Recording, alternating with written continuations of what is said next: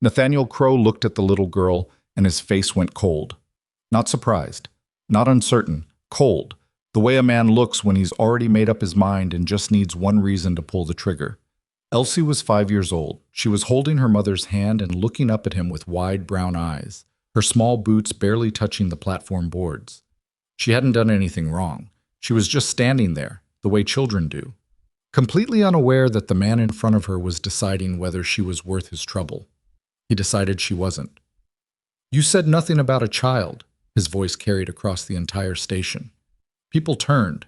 A woman near the water barrel stopped moving. A station master holding a clipboard went very still.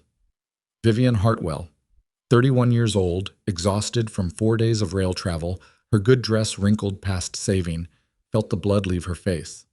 "Nathaniel, this isn't what I agreed to." He didn't raise his voice. He didn't need to.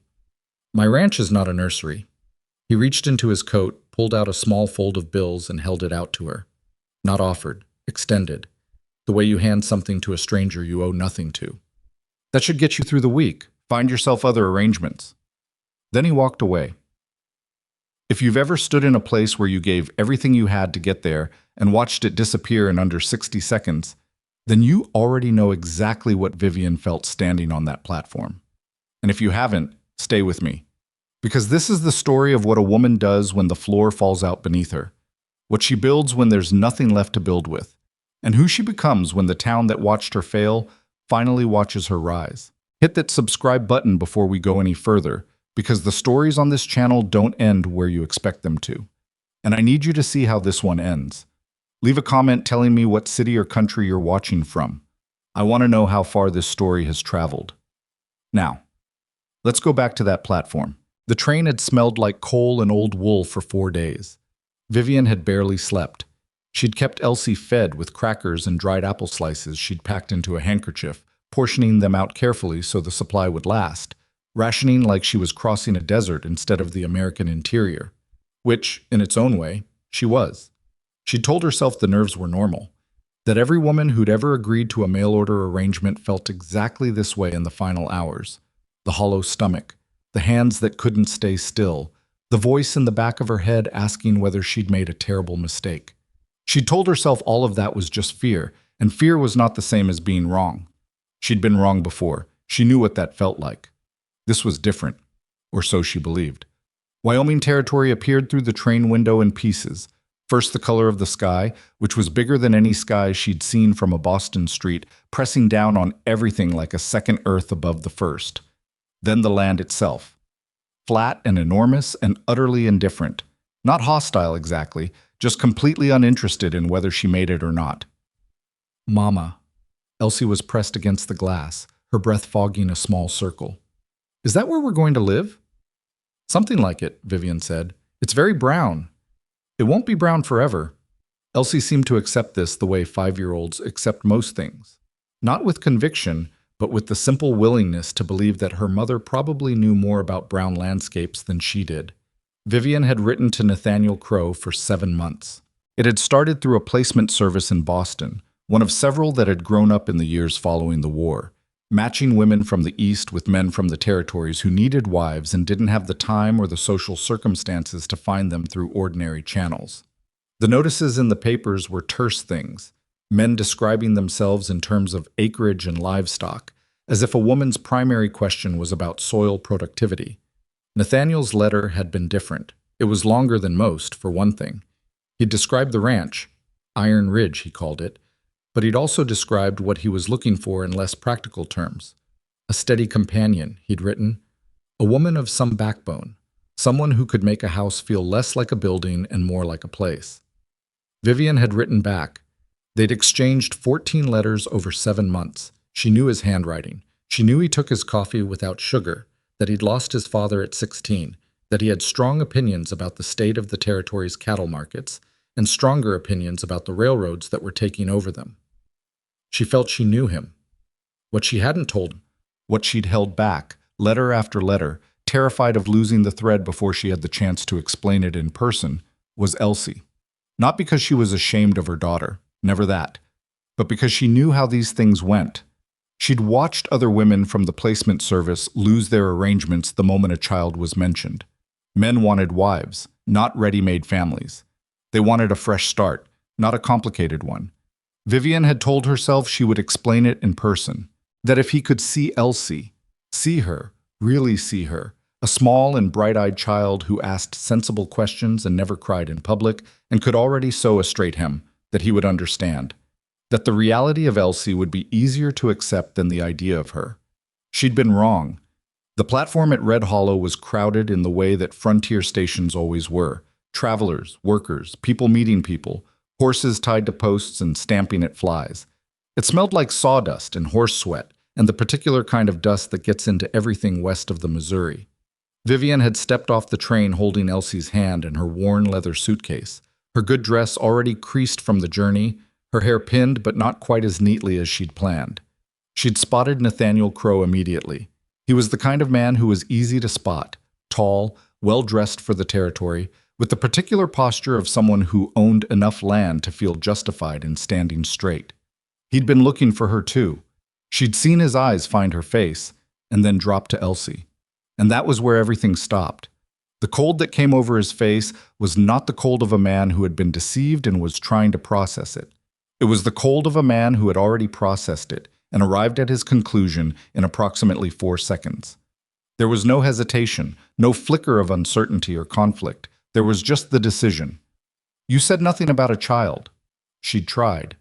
She'd said his name, started a sentence, had some idea that if she could just get one full thought out, if she could say, Nathaniel, this is Elsie, she's 5, please, just give me a moment, that something might shift. But he wasn't interested in her full thought. He extended the bills. She took them because her hands did it before her mind gave permission. Some reflex of not making a scene, of not having Elsie watch her mother refuse money they couldn't afford to refuse. And then he walked away. Vivian stood on the platform and did not cry. She wanted to. The pressure of it was enormous, behind her sternum, in her throat, behind her eyes. But Elsie was looking up at her with those wide brown eyes, and she was not yet frightened, just confused, because she was 5 and hadn't fully understood what just happened. And Vivian made a decision right then that Elsie was not going to be frightened if she could help it. Who was that man? Elsie asked. Someone who changed his plans, Vivian said. She picked up the suitcase. She squared her shoulders. She looked around the platform with the methodical focus of a woman doing an inventory, which was exactly what she was doing. Inventorying what she had, what she could see, what her next 30 seconds needed to look like. She had the bills in her hand. She counted them without looking like she was counting them. $12. She had $9 of her own left after the rail fare. $21 total. She had her suitcase, her daughter, and the skills in her hands. What she did not have was a way home. The ticket east would cost more than she had, and that was before food, before lodging, before getting Elsie through another 4-day journey on crackers and dried apple. She was not going home, which meant she was staying. The station had mostly returned to its business by the time she reached the edge of the platform. A few people watched her from the corners of their eyes, the ones who'd heard Nathaniel's voice, who'd seen the whole thing play out in their peripheral vision. Nobody said anything. Frontier towns had a particular talent for witnessing things and then deciding, very efficiently, that they hadn't seen them. There was a water pump near the far end of the platform, and a woman standing beside it refilling a canteen. She was somewhere in her 50s, gray-haired and wide through the shoulders, wearing a practical dress that had seen serious use. She was watching Vivian with an expression that was neither pity nor judgment, just attention. Vivian walked toward the pump because she needed water, and she needed to keep moving, and those were both true things. The woman stepped slightly aside to make room. "Thank you," Vivian said. "Long journey?" 4 days. "Boston?" Vivian looked at her. "How could you tell?" "The dress," the woman said, without unkindness. "We don't make them like that out here. The fabric." She tilted her head slightly. "And the way you squared up your shoulders just now, like you were deciding something important." Vivian was quiet for a moment. Elsie leaned against her leg, starting to tire. "My name is Margaret Holloway," the woman said. "I run a boarding house on Clement Street, 2nd block from the church, if you know this town at all, which you don't yet." "Vivian Hartwell." I know. Margaret glanced toward the end of the platform where Nathaniel had disappeared. I've heard the name. He mentioned he was expecting someone. Vivian didn't respond to that. I have a room, Margaret said. Small, but clean. The rate is reasonable, and I don't ask for much except that people conduct themselves decently and don't leave dishes in the sink. I can't promise how long I'd need it. I didn't ask you how long. Margaret crouched down so she was at Elsie's level. What's your name, sweetheart? Elsie. How old are you? 5.5. The half is important. Margaret looked up at Vivian. The corner of her mouth lifted just slightly. Come on, she said. I'll make you both something to eat. It was the first kind thing anyone had said to Vivian in Red Hollow. It was enough to crack something open in her chest that she'd been working very hard to keep sealed. She blinked twice, fast, and followed Margaret Holloway off the platform and into the town. Red Hollow was not much to look at in the winter of 1879. It had the bones of a real town, a main street with commerce on both sides, a livery stable at the far end, a school, a doctor's office, the expected saloon and its expected company. But everything had that particular half-finished quality of frontier settlements, as if the town was still deciding whether it intended to stay or move on. And the buildings reflected this uncertainty in their hasty construction and their air of mild improvisation. Margaret's boarding house was a 2-story building on Clement Street with 6 rooms for rent, a large kitchen, and a dining table that could seat 8. It smelled like wood smoke and coffee, and something that turned out to be a stew with enough root vegetables to keep a person upright through a Wyoming winter. Vivian ate 2 bowls. She hadn't realized how hungry she was until the food was in front of her. She'd been so focused on managing the journey, managing Elsie, managing the arrival she'd built up in her head over 7 months, that she'd mostly forgotten to eat properly. Now the stew and the warmth and the simple fact of being out of the wind did something to her that she couldn't quite control.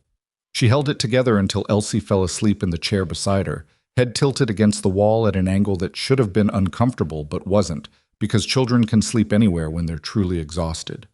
Then she put both hands on the table, looked at the bowl in front of her, and let out a breath that she felt like she'd been holding since Missouri. Tell me your situation, Margaret said. Not prying, practical. I came west for a mail order arrangement. The man I was matched with, Nathaniel Crowe. I hadn't told him about Elsie. I planned to explain in person. She paused. He didn't give me the chance. No, Margaret agreed. He's not that kind of man. You know him? Enough. He's been in the territory for a long time. His ranch is well established. He's not a bad man exactly, just a specific kind of man. The kind who decides what he wants and doesn't leave much room for anything outside of it. Margaret poured more coffee. What was your situation in Boston? Seamstress. I had clients, alterations mostly, but also original work. I had a small reputation. Vivian looked at her hands on the table. The city was expensive. After Elsie's father, it was just the 2 of us. I thought this would be a better life. It still might be. Vivian looked up. What are your hands worth? Margaret asked. On a practical level. I can cut any pattern, work any fabric. I can tailor for men or women. I made half the formal wear for a law firm in Boston for 3 years. I can do alterations faster than most, and the work holds up. She paused again. I'm not exaggerating. I didn't think you were. Margaret leaned back in her chair, thinking. There's nobody in Red Hollow doing serious tailoring work. The nearest proper dressmaker is in Cheyenne, which is not convenient for most ranch families. People make do with what they have, or they do without. She looked at Vivian steadily. I have a back room I'm not using. It has a window and decent light. The previous tenant kept a workshop in it. Vivian understood what was being offered before Margaret finished the sentence. I can't pay rent on 2 spaces, she said. You could, once you have clients. I'm not asking you to pay me for the workroom in money. I'm asking for 10% of whatever you earn in it, and you keep the rest. Margaret shrugged. I've run this house for 11 years.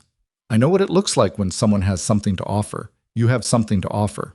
It was not a perfect arrangement. It was a gamble on both sides. Margaret gambling that Vivian's skills were as real as she claimed. Vivian gambling that there were enough people in Red Hollow with money and the desire to spend it on good clothing. Neither of them could know for certain, but $21 would last perhaps 3 weeks, maybe 4 if she was careful, and the alternative to Margaret's gamble was no gamble at all, just the slow, certain shrinking of her resources until there was nothing left. "I'll take it," Vivian said. The first 2 weeks were harder than she'd expected. She had no equipment. Her sewing kit was good. She'd brought her best needles, her shears, her thimbles, the tools of her trade carried in a roll of canvas that had lived inside the suitcase like a stowaway. But she had no machine. Hand sewing was possible, but slow. And slow meant fewer clients, and fewer clients meant slower income. She spent 3 of her precious dollars on a second-hand machine from the back of a hardware store. A treadle model that had seen considerable use, with a worn belt and a needle that jumped on the downstroke. It worked, technically. It was not reliable.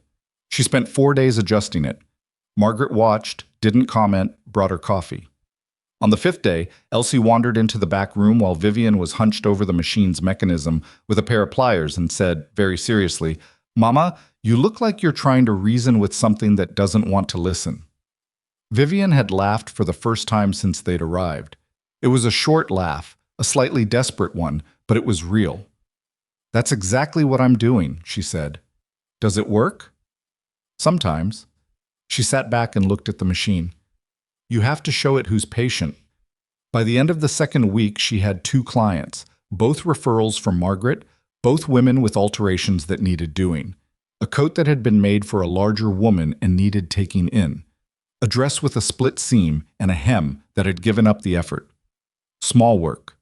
But she did it well, and she was fast, and the women who picked up their garments held them up in the light and ran their hands over her stitching with the particular expression of people who recognize quality. Word moved in small towns the way it always has. Not through announcement, but through conversation. Through the casual, "Where did you have that done? And I heard there's a woman on Clement Street who..." It took another week before the 3rd client appeared, and then a 4th, and then 2 in the same afternoon. By the end of the month, she had enough work to fill every hour that Elsie was at school and several hours after. She was not prosperous. She was surviving, which was different. But she was surviving on her own terms, which was something she hadn't done in a long time. Maybe ever, if she was honest about it. In Boston, she'd survived at the edges of an industry that tolerated her because she was useful, but didn't respect her because she was poor and alone. Here, at the literal edge of the known American world, she was building something that was hers. It wasn't comfortable, it wasn't secure, but it was hers. Caleb Sterling came into the boarding house on a Tuesday morning in late October, which was the kind of morning that reminded you Wyoming wasn't interested in your comfort. Vivian was in the back room working on a gentleman's coat, thick wool, dark brown, a complicated lapel that the previous tailor had cut wrong. When she heard the front door, and then Margaret's voice, and then a lower voice she hadn't heard before. She didn't go out. She had a seam to finish. She heard him leave 20 minutes later. Margaret appeared in the workroom doorway. "That was Caleb Sterling," she said. "Should I know that name?" "Iron Ridge Ranch. He's the largest independent landowner in this part of the territory. Most people around here know his name whether they want to or not." Margaret picked up a spool of thread from the table and turned it in her hands. "He was asking about tailoring work. One of his ranch hands needs a coat repaired. I told him to come back tomorrow when you were less occupied." "That's fine," Vivian said. "He'll come alone," Margaret added, in a tone that seemed to be offering information Vivian might find useful. She looked up from the coat. "He has a scar," Margaret said, matter-of-factly. "Left side of his face runs from his jaw to his cheekbone. Most people in town treat him like he's made of something they might catch. He's aware of this and has adjusted his habits accordingly." She set the spool down. "I mention it so you're not startled and do something that makes him feel unwelcome." "I'm a seamstress," Vivian said. "I've spent my career looking at people while they stand still and hoping my face doesn't say what I'm thinking." Margaret nodded. "Good." He came back the following morning, as promised. He was tall. Not dramatically so, but enough that the door frame required his attention. Broad through the shoulders in the way that came from actual work, rather than deliberate cultivation. He was perhaps 40, perhaps a few years older, with dark hair going gray at the temples, and the kind of face that would have been called striking if it hadn't been interrupted, about a third of the way down the left side, by a scar that started near his eye and ended at his jaw. It was not a small scar. It was the kind that rewrites the geography of a face. It had healed, clearly, and healed properly, but it had changed the left side of his face into something different from the right. And that difference was the first thing most people noticed, and apparently the thing they continued noticing every time they looked at him. Vivian noticed it.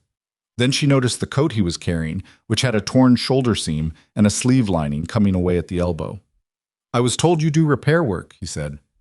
"I do." She held out her hand for the coat. He gave it to her, and she turned it in the light, examining the damage. "Who made this?" "A tailor in Cheyenne 2 years ago. He used the wrong thread on the shoulder, too heavy for the weave, so it's pulled through instead of holding. The lining's a separate issue, just wear." She ran her thumb along the seam. "How soon do you need it?" "No urgency." "End of the week," she said. "Come by Friday." He nodded. He was already turning toward the door. "Mr. Sterling," she said, not because she'd planned to say anything else, just because something occurred to her. "If you have other work that needs doing, from the ranch, I mean, any of the hands, I'm building my client list. I appreciate the referral." He looked back at her. It was a brief look, assessing, not unfriendly. "Holloway mentioned your situation," he said. "I figured the work would be welcome." "It is." He nodded again and left. She went back to the coat in her hands. The seam needed to be completely redone. Not patched, redone. She would have to pull the entire shoulder apart and reset it, which was more work than the repair price she'd quoted would technically justify. She did it anyway, because the work was wrong, and she didn't leave work wrong. Bob. Elsie had a way of making herself known to people. She was not a loud child. She was simply a present one, the kind of child who asked direct questions and remembered the answers, and was then liable to circle back to them several days later, which could be disconcerting if you weren't accustomed to it.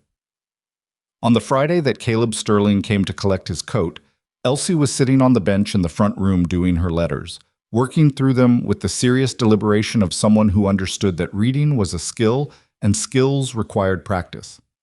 Caleb came in. Vivian went to get the coat from the back room. While she was gone, 2 minutes perhaps, Elsie looked up at him. "You have a scar on your face," she said. He looked down at her. "I do." "How did you get it?" "That's a personal question." Elsie considered this. "Mama says personal questions are fine as long as you're willing to hear the answer. Are you willing to hear my answer if I ask you something?" "That depends on the question." "Can you read?" He was quiet for a moment. "Yes." "Then you can help me with this letter." She held up her paper. "Is this a G or a C? I keep making them look the same." He crouched down, which put him at her level, and looked at the paper. "That's a G," he said. "The difference is this piece here." He pointed at the curve of the letter. "The G has a little shelf inside. The C is open all the way around." Elsie studied it. "Oh," she said, "that's a good way to remember it." Vivian appeared in the doorway with the coat over her arm. She took in the scene. Caleb Sterling crouched on the floor of Margaret Holloway's boarding house, helping her 5-year-old daughter distinguish between G and C. And something in her face did something she wasn't entirely prepared for. She kept it out of her voice. "Your coat," she said. He straightened, took it from her, looked at the shoulder. He turned it, checked the lining, ran his hand along the repaired seam. It was the examination of someone who knew quality and was checking whether what they'd been promised was what they'd received. "This is better than when I bought it," he said. "The original seam was wrong. I fixed that too. I only asked for the repair." "I know." She folded her hands. "The price I quoted still stands." He reached into his coat and paid her. He didn't argue, and he didn't make a production of the generosity. He simply paid her what she'd asked, and then he looked at Elsie once more, who was already back to her letters, the previous conversation apparently filed away and completed, and he left. He came back 2 weeks later. Not with damaged clothing this time. He came in the afternoon, when the light through the workroom window was at its best, and Vivian was cutting a pattern for a woman who wanted a dress for her son's wedding. He knocked on the open door. "I have an errand in town," he said. "I noticed the treadle machine when I came by Friday. My foreman has a better one he's not using, brought it out from his wife's people in Nebraska. He'd sell it at a reasonable price if you're interested." Vivian looked up. She looked back at the machine, which had taken to jumping the needle again in cold weather. "How much is reasonable?" "I can ask him." "I'd appreciate that." He was back 3 hours later with a price that was genuinely reasonable. Less than half what the machine would cost new, more than fair for its condition. She accepted. He arranged for it to be delivered. When it arrived, carried in by two of his ranch hands who set it up in the workroom with the particular careful efficiency of men who'd been told to be careful about it, Vivian tested it for 20 minutes and then had to stop and stand outside in the cold air for a moment, because it ran like it had been built for her hands. She didn't thank him effusively. He didn't want that. She told him it was a good machine and that she was glad to have it. "Good," he said, and left. Elsie watched him go. Then she looked at her mother. "He doesn't talk much," she observed.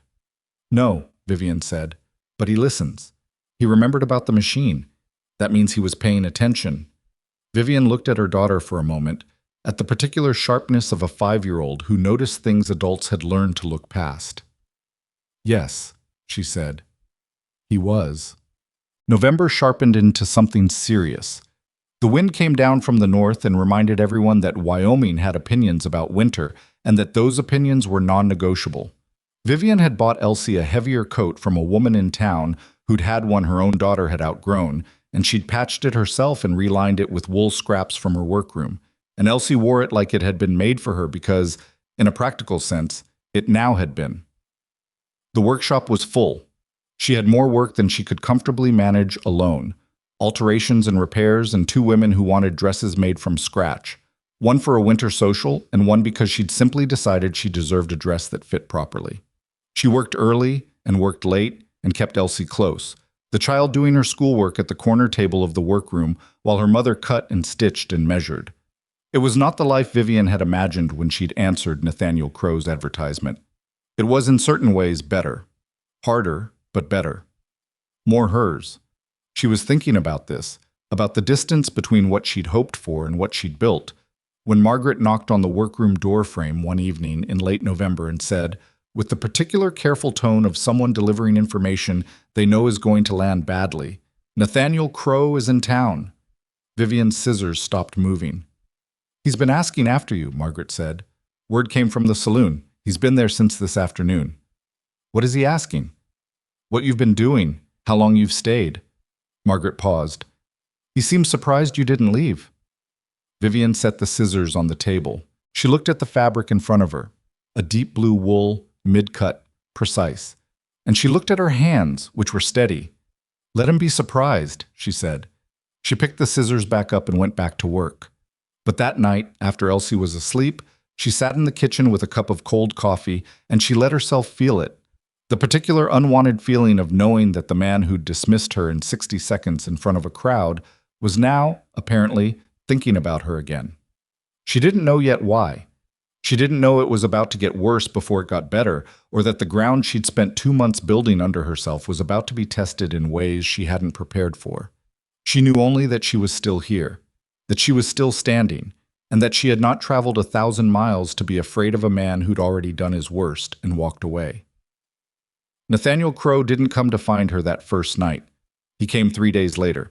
Vivian was in the middle of fitting a coat on Tom Briggs, the hardware store owner, who had the particular stillness of a man who had been told to stand straight and was doing his absolute best, when she heard the front door of the boarding house open and Margaret's voice shift into that specific register, polite but contained, the tone of someone managing a situation rather than welcoming one.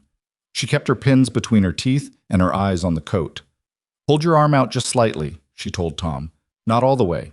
Just like you're reaching for something on a low shelf." Tom complied. She marked the sleeve. Margaret appeared in the workroom doorway. Her face said everything before her mouth did. "You have a visitor." Vivian removed the pins from her mouth one at a time. "Tell him I'm with a client. He said he'll wait." "Then he'll wait."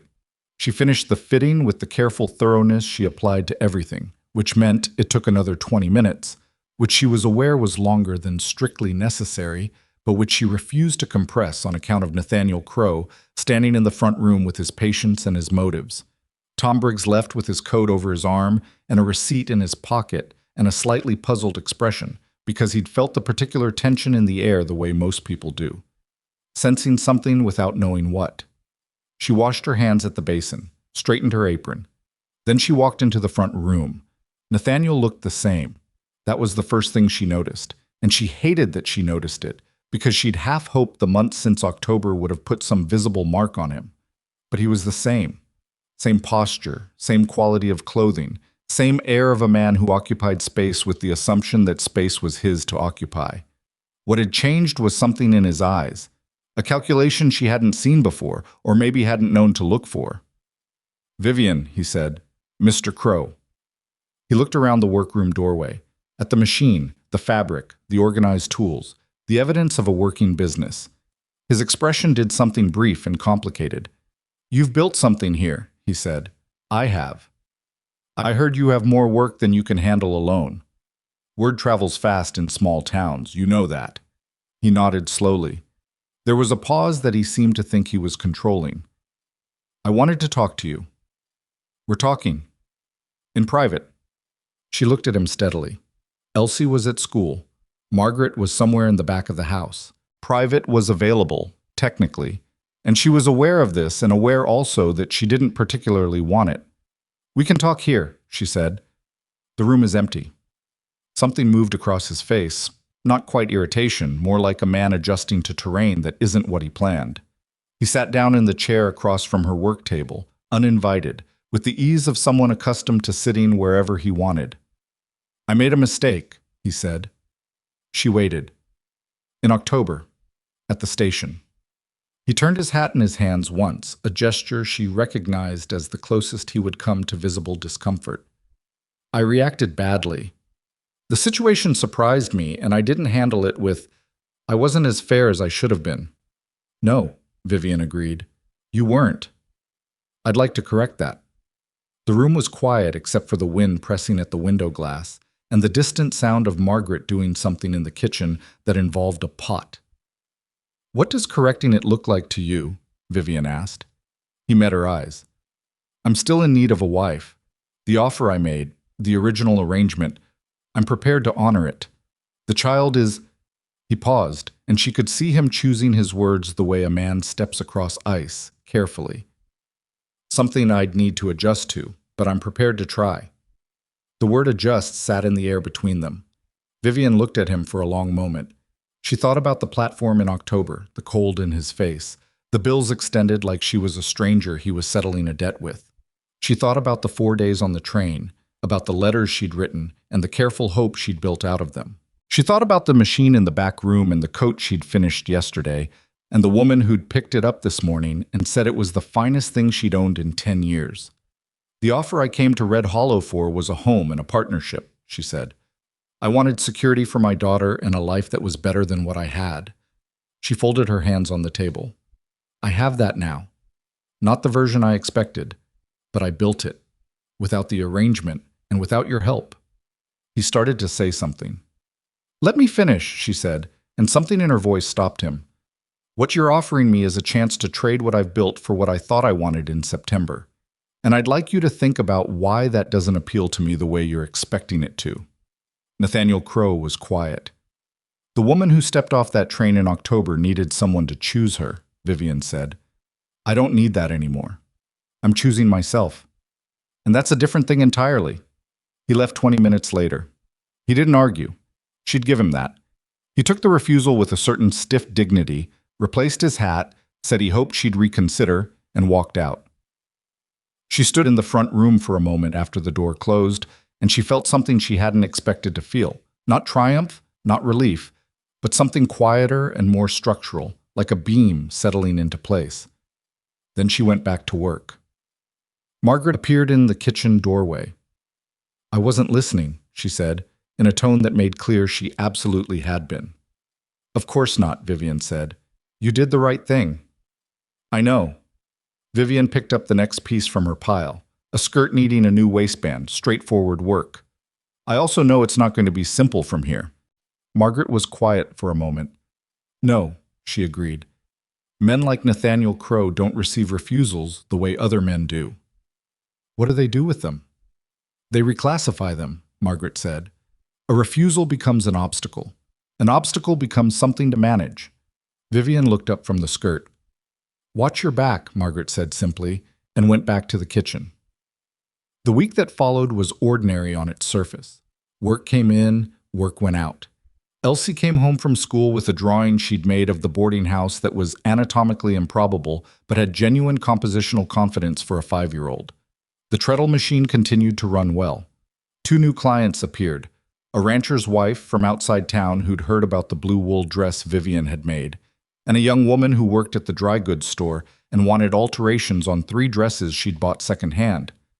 Caleb Sterling came by on a Wednesday. He came, as he usually did, without announcement, in the middle of the morning. He had a length of heavy canvas fabric rolled under his arm. Dark brown, utilitarian. "Work aprons," he said, when she raised an eyebrow. "The ones my hands have been using are past repairing. I need 5, all roughly the same size. Heavy duty, deep pockets, reinforced at the stress points. That's not a complicated job, but it's time-consuming. I'm not in a hurry." She took the canvas and unrolled a section of it, testing the weight between her fingers. "Good material. Where did you source it?" "Ordered from Denver. Wanted something that would hold up through the winter work." "Smart." She rolled it back up. "I can have them done in 10 days. He nodded. I was looking at the workroom with that quiet attention he seemed to apply to everything he looked at. Not nosy, just observant, taking things in without necessarily commenting on them. "You had a visitor this week," he said. Not a question. "Word does travel," Vivian said, and her voice came out more dry than she'd intended. "I'm not asking about the details." He looked back at her. "I'm asking if you're all right." It was such a direct question, and delivered with such absence of drama, that it caught her sideways for a moment. "I'm fine," she said. "Good." He picked up his hat from where he'd set it on the edge of the work table. For what it's worth, the man has a reputation for not letting things go when they don't go his way. Margaret said something similar. Margaret's usually right about people. He moved toward the door and then stopped, the way he sometimes did, as if a second thought had caught up to him. "My foreman's wife is looking for someone to do a christening gown.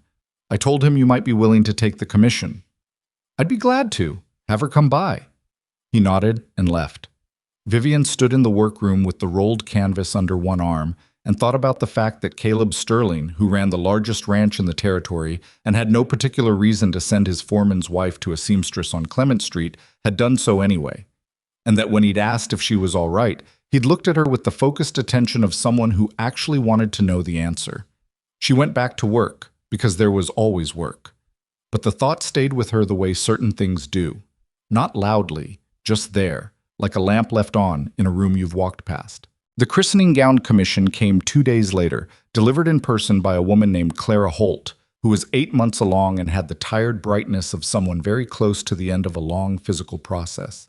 She sat in the front room chair with the careful deliberateness of late pregnancy and told Vivian what she wanted. Simple, white, with a narrow border of embroidery at the hem and the cuffs. "My mother had one," Clara said, "but it didn't survive the journey out here. The trunk it was in got wet crossing the river. I thought I'd have to do without." "What did the embroidery look like?" "Small flowers. She called them forget-me-nots, but I'm not sure that's actually what they were. Just small, simple flowers." "I can do that." Vivian sketched quickly on the paper she kept on the table. "Like this?" Clara looked at the sketch. Her face did something quiet and private. "Yes," she said, "exactly like that." Vivian finished the christening gown in 6 days, working on it in the evenings after Elsie was asleep, because it felt like the kind of work that deserved the quiet hours. She used the finest white cotton she had in stock, material she'd been saving for the right job, and she did the embroidery by lamplight with a steadiness in her hands that came from years of practice and from the particular care she took with things that mattered. When Clara Holt came to collect it, she held it up in the light of the workroom window and went very still. "It's better than I remembered," she said quietly. "I added a little extra length at the hem, just in case." Clara folded it against her chest. She didn't say much more, which Vivian understood completely. She charged Clara Holt less than she'd charged anyone all month. This was not good business practice. She did it anyway. The story of the christening gown moved through Red Hollow the way certain stories do. Not as gossip, exactly, but as the kind of information that carries weight.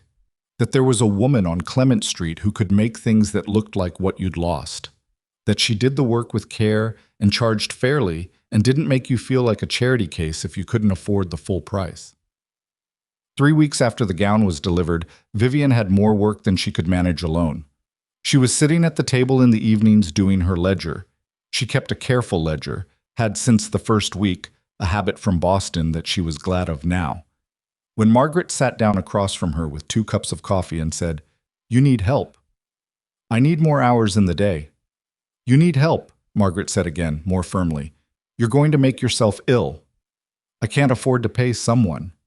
"There's a girl at the mill, Ruth Parsons, 16, good hands. Her father doesn't think she should work." Margaret set a cup in front of Vivian. "She thinks differently. She's been looking for a way to earn that her father can't argue with." "What does that mean?" "It means if she comes to work for you as an apprentice, learning a trade, it's harder for him to object than if she's working for wages, even if you pay her something small." Margaret shrugged. "I've known her since she was Elsie's age. She's quick."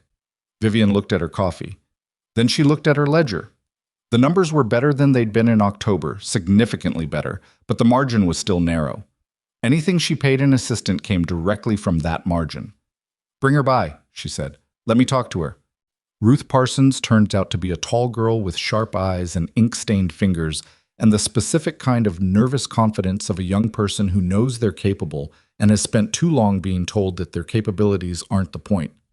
She sat across from Vivian and answered questions directly and without embellishment, which Vivian appreciated. "Can you do a straight stitch?" "Yes." "Show me."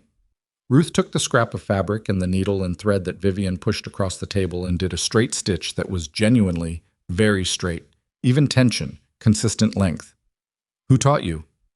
"I taught myself. I've been watching my mother since I was small." "What does your mother think about you being here?" Ruth's expression did something careful. "She thinks it's a fine idea. She's not the one I have to manage." "Your father?" "He thinks women's work should stay inside the family." She met Vivian's eyes. "But you're running a legitimate business. You're not a saloon. It's hard for him to find specific fault." "What if he does?" "Then I'll deal with it." She said it with the flatness of someone who had dealt with things before and expected to deal with them again. "I'd rather do the work and manage him than not do the work." Vivian recognized something in that sentence. She'd said versions of it to herself many times over the past 2 months. 4 mornings a week, she said. "We start at 7. I pay you 30 cents a day to start. If your work is good, we discuss the rate in 60 days. Ruth's face did something it was clearly trying not to do, something bright and relieved. "Yes," she said. "Thank you." "Don't thank me yet. My standards are specific." "I expected that." Ruth started the following Monday. By the end of the first week, Vivian had adjusted her opinion of the girl's abilities upward 3 times. By the end of the second week, she was letting her do the simpler alterations independently. The quality held. The workshop on Clement Street began to feel less like a desperate measure and more like a real establishment. And then, on a Wednesday in December, Vivian came in from running an errand to find Nathaniel Crowe's horse tied outside the boarding house. Her stomach went cold. She walked in. He was in the front room. Margaret was not visible, which told her Margaret had either removed herself deliberately or been asked to leave, and neither option was comfortable. Nathaniel stood when she entered. He was holding his hat. His expression was different from the last visit. Something tighter in it, something that was working not to show itself. "I'd like to speak with you again," he said. "You're here. Speak." He glanced toward the back of the house. "Is the girl here? The child?" Something sharpened immediately in Vivian's chest. "Why?" "I'm asking about logistics. The arrangement I'm proposing would need to account for—" "We had this conversation," Vivian said. "My answer hasn't changed. I think you're being impractical. I think you're having difficulty accepting that I've made a decision." His jaw shifted. "You're a woman alone in a territory town with a child and a small business that could fall apart in a bad season. I'm offering you stability." "You're describing the situation you wish I was in," Vivian said, "not the one I'm actually in." Something moved through his face, not quite anger yet, but adjacent to it. The beginning of a reorientation, like a man who's been told the door is locked and is now looking for a window. "You've gotten comfortable," he said. "Holloway's been kind to you. Sterling sends you work. You think you have a position here." He paused. "A position can change." She looked at him. "Is that a threat?" "It's an observation." He placed his hat back on his head. Think about what you're turning down, Vivian. A woman like you, in a place like this, needs allies. I have allies. He smiled briefly, and it was not a pleasant thing. You have a boarding house owner and a rancher who feels sorry for you. I think you should leave, she said. He left, but he left slowly, with the deliberate pace of a man who is making a point about the pace at which he does things. When the door closed, Vivian sat down in the chair by the window. She put her hands flat on her knees and breathed steadily until the shaking in her chest settled. Margaret appeared from the kitchen. She had clearly heard everything. I'm sorry, she said. He came while you were out. I should have. It's all right. It's not, actually. Margaret sat down across from her. Her face was older in that moment, and more serious than Vivian usually saw it. He's going to do something. Men like that, when they can't get what they want by asking, they find another way to get it. What does another way look like? For him? Margaret thought for a moment. Reputation. He'll talk. He'll tell a version of your story that makes you look like something other than what you are. Small towns believe stories, Vivian. Even when they know better, they believe stories. Vivian looked out the window at the street, at the winter light on the dirt and the people moving through it, at the town she had spent 2 months building a place inside of. She thought about what it had cost her to get here. Not the money, not the miles. The specific cost of deciding, day after day, that she was worth the effort she was putting in, that Elsie was worth it, that the thing she was building was real. Then I need to make sure the story people know is the true one, she said. She was not certain how to do that yet. But she had not known how to fix a misfiring treadle machine when she'd first arrived either, and she'd figured that out through patience and stubbornness and the refusal to leave things broken. She would figure this out the same way. Caleb Sterling appeared at the boarding house the following afternoon without any stated reason for the visit, which was unusual for him. He typically arrived with a purpose: fabric to be worked on, a referral, a practical question. This time he came empty-handed and stood in the front room for a moment before saying simply, I heard Crowe came by again. News does move. Are you all right? There it was again. That direct, unadorned question, delivered with the full weight of someone who was actually asking it. I'm managing, she said, which was true. He nodded. He was quiet for a moment in the way that meant he was thinking something through. My ranch is about 30 minutes north of town. I bring supplies in every Wednesday. If you have deliveries to make or need something carried, I can make that route work in your direction. She looked at him. That's out of your way. Not significantly. Caleb. She used his given name for the first time, which she hadn't planned to do, and neither of them addressed it. What are you doing? He met her eyes. I'm being practical, he said. You're a good businesswoman and a good neighbor, and Crowe is the kind of man who makes trouble when he doesn't get what he wants. I'd rather you have one more person in your corner than one less. It was not romantic. It was not dramatic. It was the plainest possible statement of a practical position. And somehow, because of that plainness, it meant more to her than any number of elaborate gestures would have. Thank you, she said.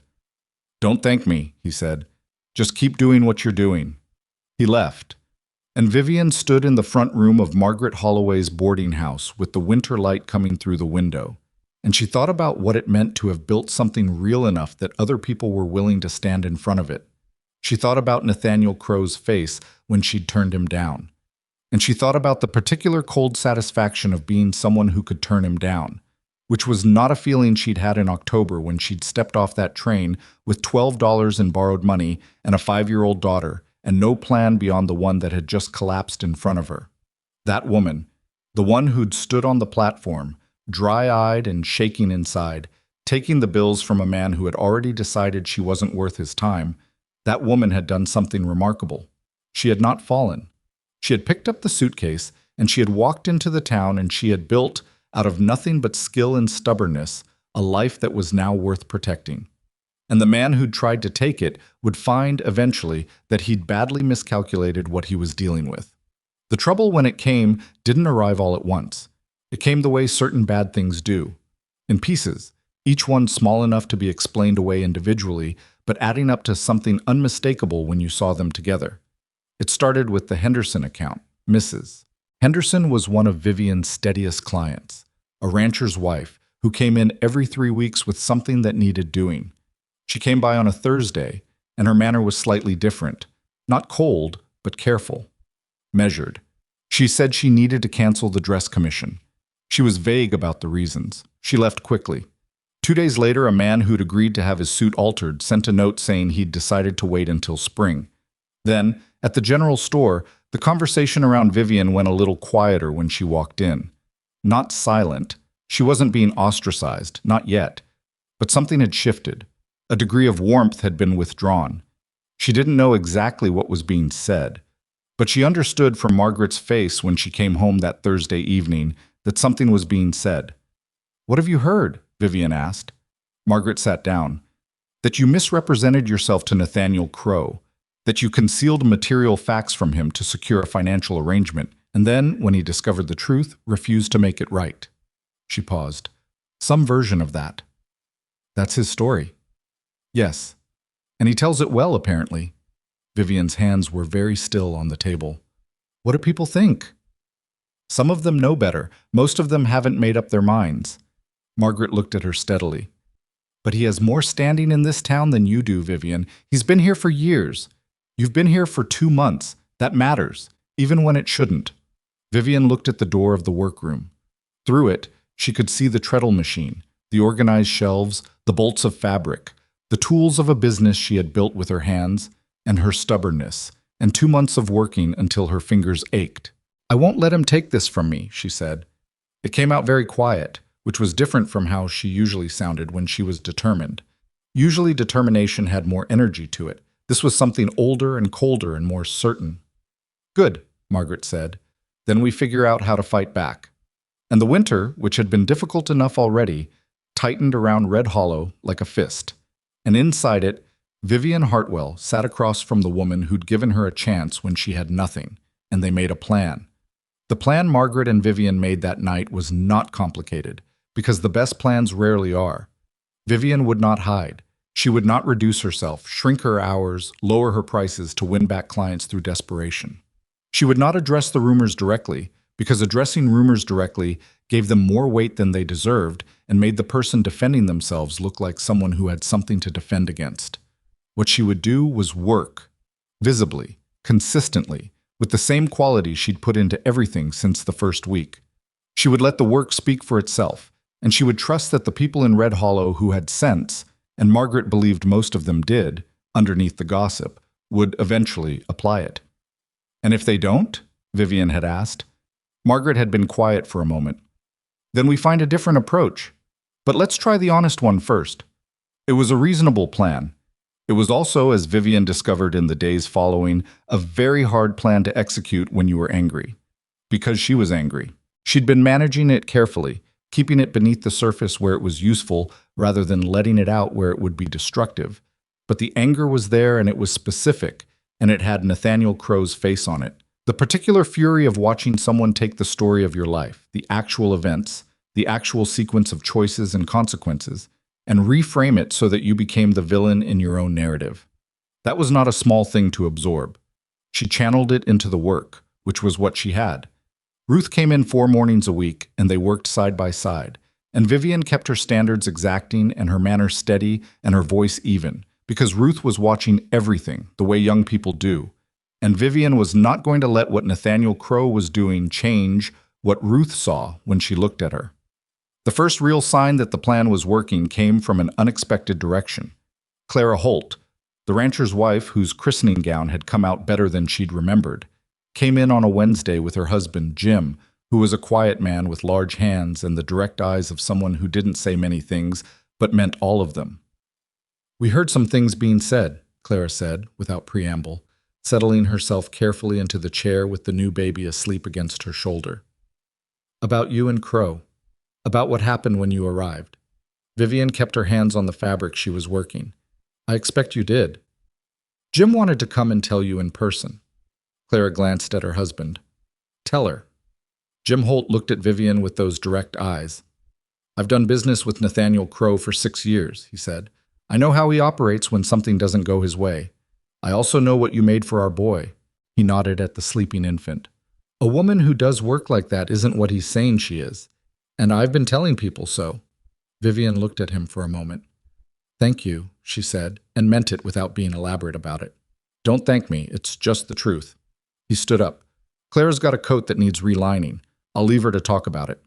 He left, and Clara stayed, and they talked about the coat, and Vivian made notes, and the conversation was entirely practical, and that practicality was itself a statement. It was a small thing, one man telling his neighbors what he thought. But small things in small towns had a cumulative weight that you couldn't always predict, and Vivian filed it away in the same place she'd been filing everything since October, in the part of her mind that kept track of what was real and what was someone else's version of real. A week passed, then another. 3 of her clients who'd gone quiet came back, not with explanations or apologies, just with garments that needed work and money to pay for it, which was its own kind of statement. Mrs. Henderson's dress commission did not come back, but someone new came in its place. A woman Vivian had never met, the wife of a merchant from the newer end of town, who'd heard about the blue wool dress and wanted to know if Vivian could do something similar in green. She could. She did. The merchant's wife wore it to the social in late December and stood in it the way women stand in clothes that have been made specifically for their bodies, differently, with a particular ease, and 3 women asked her where she'd had it made. The tide was not turning dramatically. It was doing what tides actually do, which is shift gradually and without announcement, so that you look up one day and realize the waterline is somewhere other than where it was. And then, in the second week of December, Nathaniel Crowe made a mistake. He made it at the saloon, in the company of 4 or 5 men who were the kind of men who spend winter evenings in saloons. And he'd had enough whiskey to let his management of the situation slip past its careful framing and into something more directly ugly. Vivian didn't hear what he said. She wasn't there. What she got was the secondhand version, delivered by Margaret the following morning with a face that was tight with controlled anger. "He said," Margaret told her, setting down the coffee cup with more force than usual, "that you came west looking for a man to attach yourself to, that you kept the child hidden deliberately as a manipulation, and that when your scheme didn't work, you invented a business as a cover for continuing to, and I'm quoting what was reported to me, extract goodwill from men who ought to know better." The kitchen was very quiet. Vivian understood, in a clear and physical way, exactly what that last phrase was intended to suggest. It was not subtle. It was the kind of thing that, once said in a public room, didn't need to be said again because the implication would do its own traveling. "Who was there?" she asked. Margaret named several men. A couple of them were clients, former clients, or clients who might become former clients depending on how this spread. A couple of them were men whose wives she knew, and one of them, Margaret mentioned almost at the end, was a young ranch hand from Iron Ridge who'd been in town running errands for his employer. Vivian looked at her coffee. "Caleb will hear about it," she said. "He probably already has." She thought about what that meant. Caleb Sterling had sent work her way, had provided the sewing machine, had stood in her workroom and asked if she was all right with the directness of someone who meant the question. He had made himself adjacent to her situation in a way that was professional on the surface and something harder to name beneath it. And now Nathaniel Crowe had put his name in the same sentence as hers with a particular kind of ugliness. She felt the anger again, sharper this time, and she let herself feel it for a moment before she put it back where it belonged. "I need to talk to Caleb before someone else does," she said. "Vivian, not because I owe him an explanation." She stood up from the table.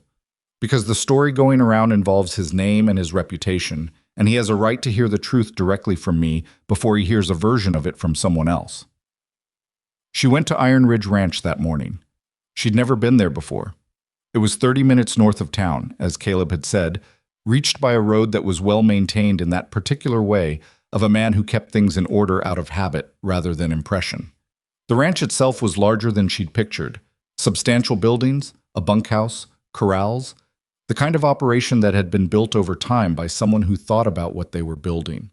The main house was big and plain and a little cold-looking in the December light, not because it was badly built, but because it was a house that had been organized around function rather than comfort for a long time. No curtains in the front windows. A porch that was structurally sound and aesthetically empty. She tied her horse, Margaret's horse, borrowed with permission, at the post and knocked. A ranch hand she didn't know opened the door, looked at her with mild surprise, and went to find Caleb, and Caleb appeared 2 minutes later with a work jacket on and sawdust on one sleeve, which meant she'd pulled him away from something. He looked at her face and stood back from the door. "Come in," he said. She came in. The interior of the house was warmer than she'd expected and tidier than the outside suggested. Not decorated, not comfortable in any deliberate way, but ordered, everything in its place. The home of a man who lived alone and had made his peace with it. "I heard," he said before she could begin. "I assumed you had. Sit down." "I'd rather stand." She looked at him directly. "I came to tell you in person what the truth is because your name has been put into this, and you deserve to hear it from me rather than from a version of it that's been through several other people first." He was quiet, listening. "I came to Red Hollow with a mail-order arrangement to Nathaniel Crowe.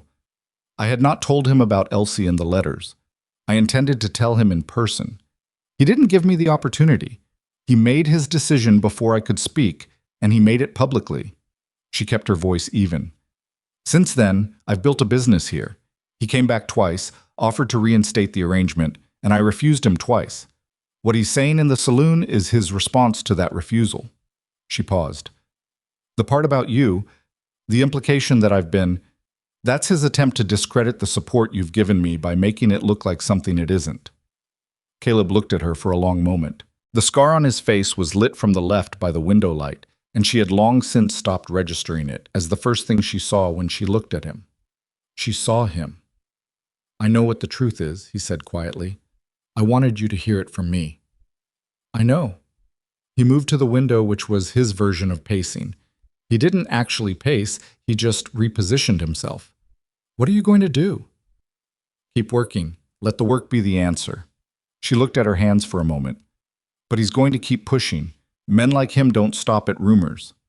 "No," Caleb agreed. "They don't." A silence settled between them that was not uncomfortable. It was the silence of two people thinking about the same problem from slightly different angles. "He's having difficulties with the ranch," Caleb said after a moment. "Financially. He overextended during the summer, bought more cattle than the market could sustain.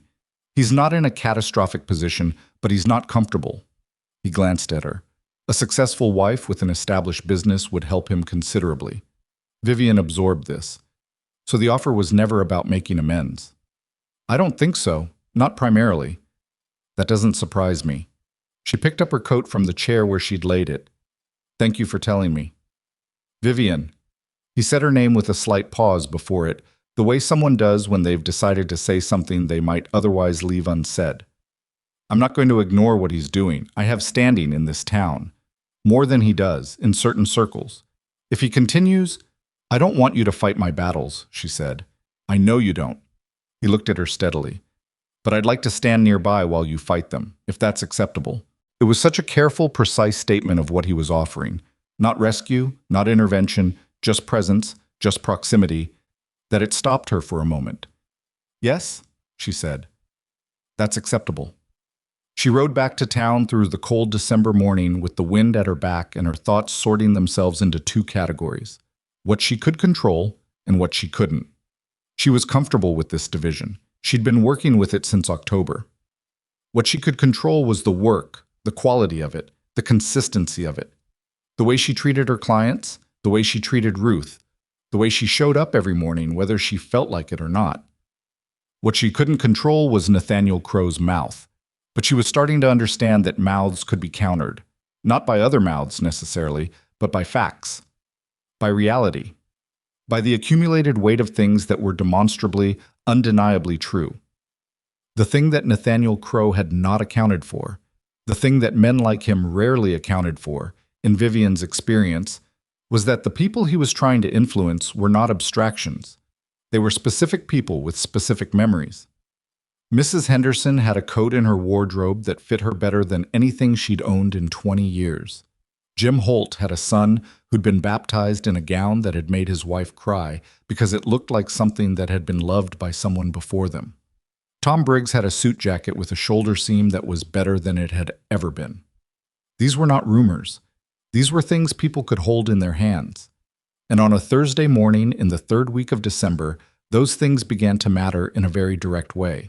Vivian was in the workroom when she heard the front door, and then Margaret's voice doing something she'd never heard it do. Going sharp. Not the controlled sharpness of a woman managing a situation. Actually sharp. Alarmed. She came out of the workroom. Nathaniel Crowe was standing in the front room, and he had not come alone this time. There was a man with him, younger, broader, with the particular look of someone employed specifically for their physical presence. Not a ranch hand, something harder than a ranch hand.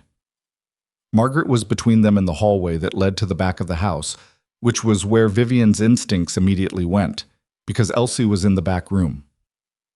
"Mr. Crowe?" Vivian said, keeping her voice at its most ordinary register. He turned to her. Whatever restraint had been in his previous visits was largely absent now.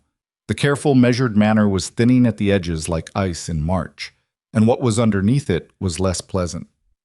"I think we need to resolve this," he said. "I think you need to leave my workroom," she said. "Your workroom." He looked around the space with something that was meant to diminish it. "You're operating a business in another woman's property on referrals from a man who feels sorry for you. This isn't a foundation, Vivian. This is borrowed time." "That's your assessment. That's the assessment of anyone looking at this situation clearly." He took a step toward her. The man behind him stayed near the door, which was deliberate, blocking it, or close enough to it to matter. "You're being stubborn out of pride. I understand pride, but pride doesn't feed a child through a Wyoming winter." "My child is fed. For now." His voice had dropped to something that was almost gentle, which was worse than when it was hard. "Come to your senses. The offer still stands. It won't stand indefinitely." "It can expire at whatever pace it likes," Vivian said. His jaw set. The gentleness dropped away. "You're making this difficult." "Nathaniel!" The voice came from the doorway, and everyone turned. Caleb Sterling was standing in the open door of the boarding house. He'd come in quietly, which was a skill of his that Vivian was only now fully appreciating. He was dressed for the cold, and he was not a small man, and he was looking at Nathaniel Crowe with an expression that was completely flat in the particular way that is more unsettling than open anger.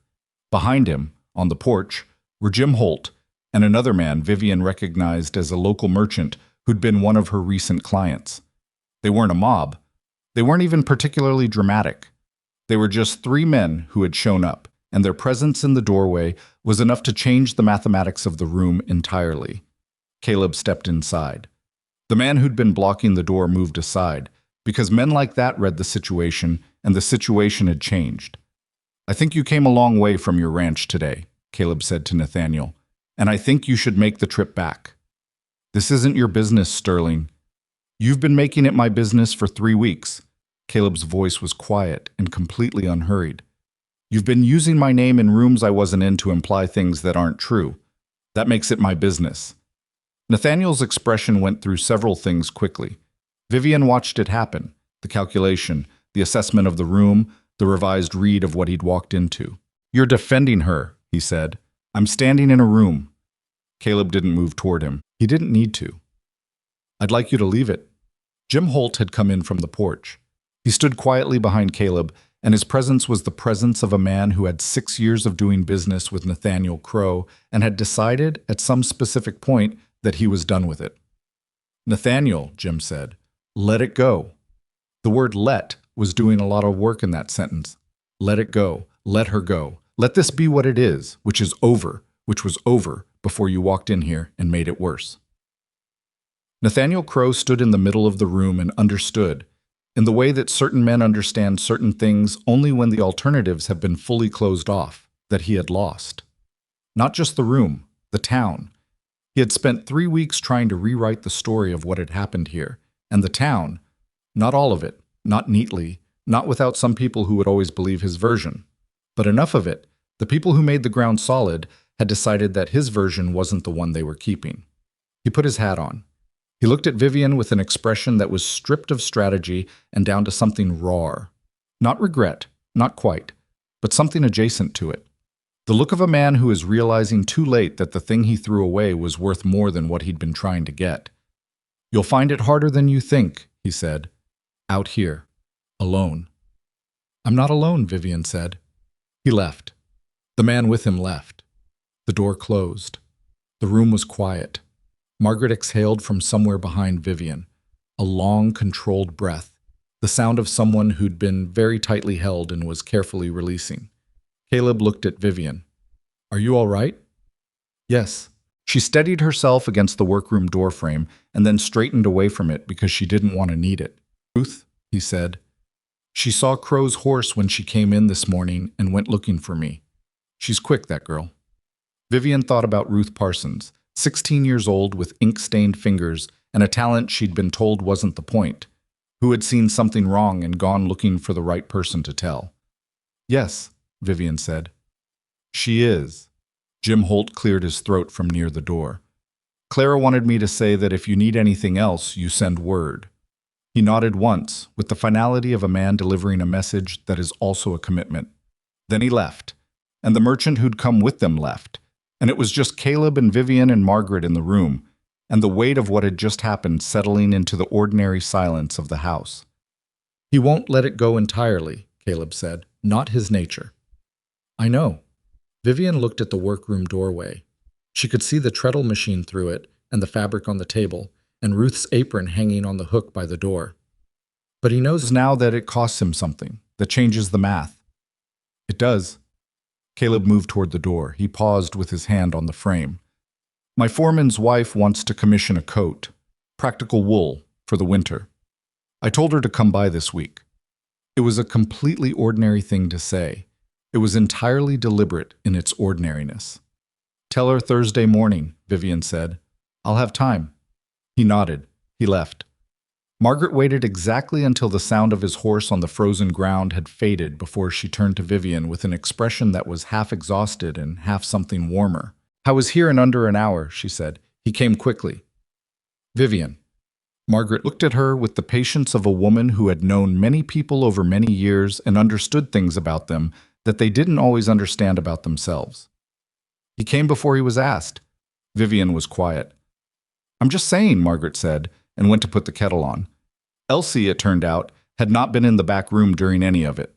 She'd been at school, which was where she should have been, and she came home at the usual hour with a drawing she'd made of a horse and the information that her teacher had said Wyoming had more kinds of grass than most people realized, which Elsie found extremely interesting. She ate her supper. She told Vivian about the grass. She asked if they could get a cat. "Not right now," Vivian said. "Later?" "Maybe later." Elsie accepted this with the practiced equanimity of a child who had learned that later was not the same as no. She went to bed at the usual time without knowing that her mother had spent the afternoon watching the town decide whether to believe in her. That night, after the house was quiet, Vivian sat in the workroom with the lamp low and her hands in her lap. Not working, just sitting. She thought about the platform in October. The cold face, the extended bills, the click of his boots walking away on the boards. She thought about the woman who'd stood there. She had not been a strong woman in that moment. She had been a frightened woman doing the best she could with a frightened woman's tools, which were endurance and the refusal to fall down in front of strangers. But something had happened between that platform and this room. Not smoothly, not cleanly, with wrong turns and sleepless nights, and a needle that jumped on the downstroke, and a treadle machine that had needed 4 days of reasoning with $12 that had to cover everything, and a daughter who asked sensible questions, and a boarding house owner who gambled on a stranger, and 3 people who had showed up in a doorway today without being asked. She thought about what Caleb had said. Not, "I'll protect you," not, "Let me handle this," just, "I'd like to stand nearby while you fight them." It was the right thing. It was exactly the right thing. The only version of help she could have accepted, the only kind that didn't require her to be smaller than she'd become. She turned the lamp down and went to bed. Outside, the Wyoming wind was doing what it did, pressing at the windows, indifferent to everything inside. But inside was warm. Inside was hers. And tomorrow there was work to do. She would do it the same way she'd been doing it, one seam at a time, one client at a time, one day.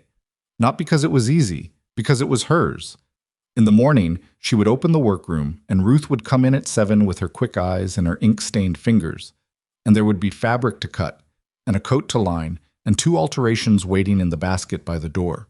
Vivian would make coffee, and they would work side by side, and the town would go about its business around them, and the story it told about her would be more and more the true one. That was enough. For now, that was exactly enough. The day after Nathaniel Crowe left the boarding house for the last time, Red Hollow woke up and went about its business the way small towns do after something has shifted. Not dramatically, not with any announcement, but with the particular quiet of a place that has processed something and moved on. Vivian woke at 5:30, which was her habit now. She dressed in the dark so she wouldn't wake Elsie, went downstairs, made coffee, and stood in the workroom doorway looking at the fabric in the machine and the organized shelves in the gray pre-dawn light. She did this most mornings. It was not sentiment, it was inventory. A quick, private accounting of what was real and what was hers and what needed to be done. The basket by the door had 4 pieces in it. She would get through 3 of them before Ruth arrived, if she started now. She started now. Ruth came in at 7 with her hair still damp from washing and 2 biscuits wrapped in cloth that her mother had sent. She put one on the corner of Vivian's work table without comment, which was a thing she'd started doing about 3 weeks in, and which Vivian had never addressed directly because addressing it would have made it into something more complicated than a biscuit. They worked through the morning in the comfortable near silence of 2 people who'd developed a shared rhythm. Ruth had gotten faster in the 6 weeks since she'd started, and more precise, and she'd stopped asking permission for the small decisions. The ones about which thread to use for what, how to handle a tricky seam allowance, when a buttonhole was worth redoing and when it was fine. She just made the calls and moved on, which was the difference between someone learning a skill and someone absorbing it. "Can I ask you something?" Ruth said, around 9 o'clock. "You can ask." "The man from yesterday, Sterling." She kept her eyes on her work. "He came very fast." "He did." "Is he—" Ruth stopped, reconsidered her phrasing. "Are you and he—" "We're in a professional relationship," Vivian said. Ruth was quiet for a moment. "That's not really what I asked." Vivian looked up at her. Ruth had the expression of someone who is 16 and therefore thinks she knows more about certain things than she probably does, mixed with the expression of someone who is actually quite perceptive and therefore probably does. "No," Vivian said. "It's not what you asked." She looked back at her work. "I don't have a good answer for what you did ask." Ruth seemed to accept this as sufficient. She went back to the seam she was running, and the room settled back into its rhythm. The question stayed with Vivian, though, in the way questions do when they've located something you haven't fully looked at yet. What she knew about Caleb Sterling was mostly practical. She knew the ranch and its operation in the broad way that anyone in Red Hollow knew it. She knew his coffee order at the general store, which was black, no sugar, same as hers. She knew he was scrupulously fair in his business dealings and that his word was considered reliable by people who'd worked with him for years. She knew he had the scar and that people in town had constructed a story around it without knowing the real one. She knew what she'd seen of him directly. The machine, the referrals, the quiet, careful attention he brought to whatever he was looking at, the way he'd crouched on the floor to help Elsie distinguish between G and C without making it into anything larger than it was. The way he'd stood in the boarding house doorway yesterday, not theatrical, not aggressive, just present and immovable. What she didn't know was much else. She thought about this on a Wednesday when Caleb came through on his supply route, as he'd taken to doing since he'd offered it, and stopped at the boarding house to drop off a bolt of sturdy canvas he'd had freighted from Denver. Not for any commission she'd asked for, but because he'd been in the store and seen the quality and thought she'd want it for work aprons, and similar. He set it inside the workroom door and stood there for a moment, not quite leaving, in the way of a man who has thought of something else but isn't entirely certain about saying it. "What?" she said. "There's a Christmas gathering at the ranch," he said. "Some of the hands and their families. Clara and Jim Holt come, usually. A few others." He looked at the canvas, then at her. "I was going to ask if you and Elsie wanted to come." Vivian put down her shears. This required her full attention, and she gave it. "A gathering," she said. "Nothing elaborate. Sarah Holt makes a pie that's worth the ride out." A brief pause. "Elsie seemed like she might like to see the horses." "She would," Vivian said. "She talks about horses frequently." "Then come." He said it plainly, without embellishment. "If you want to." She looked at him for a moment. He was looking back at her with the steadiness that was characteristic of him. Not waiting exactly, just holding the space for whatever answer she gave without trying to influence it. "All right," she said. "We'll come." He nodded. He left.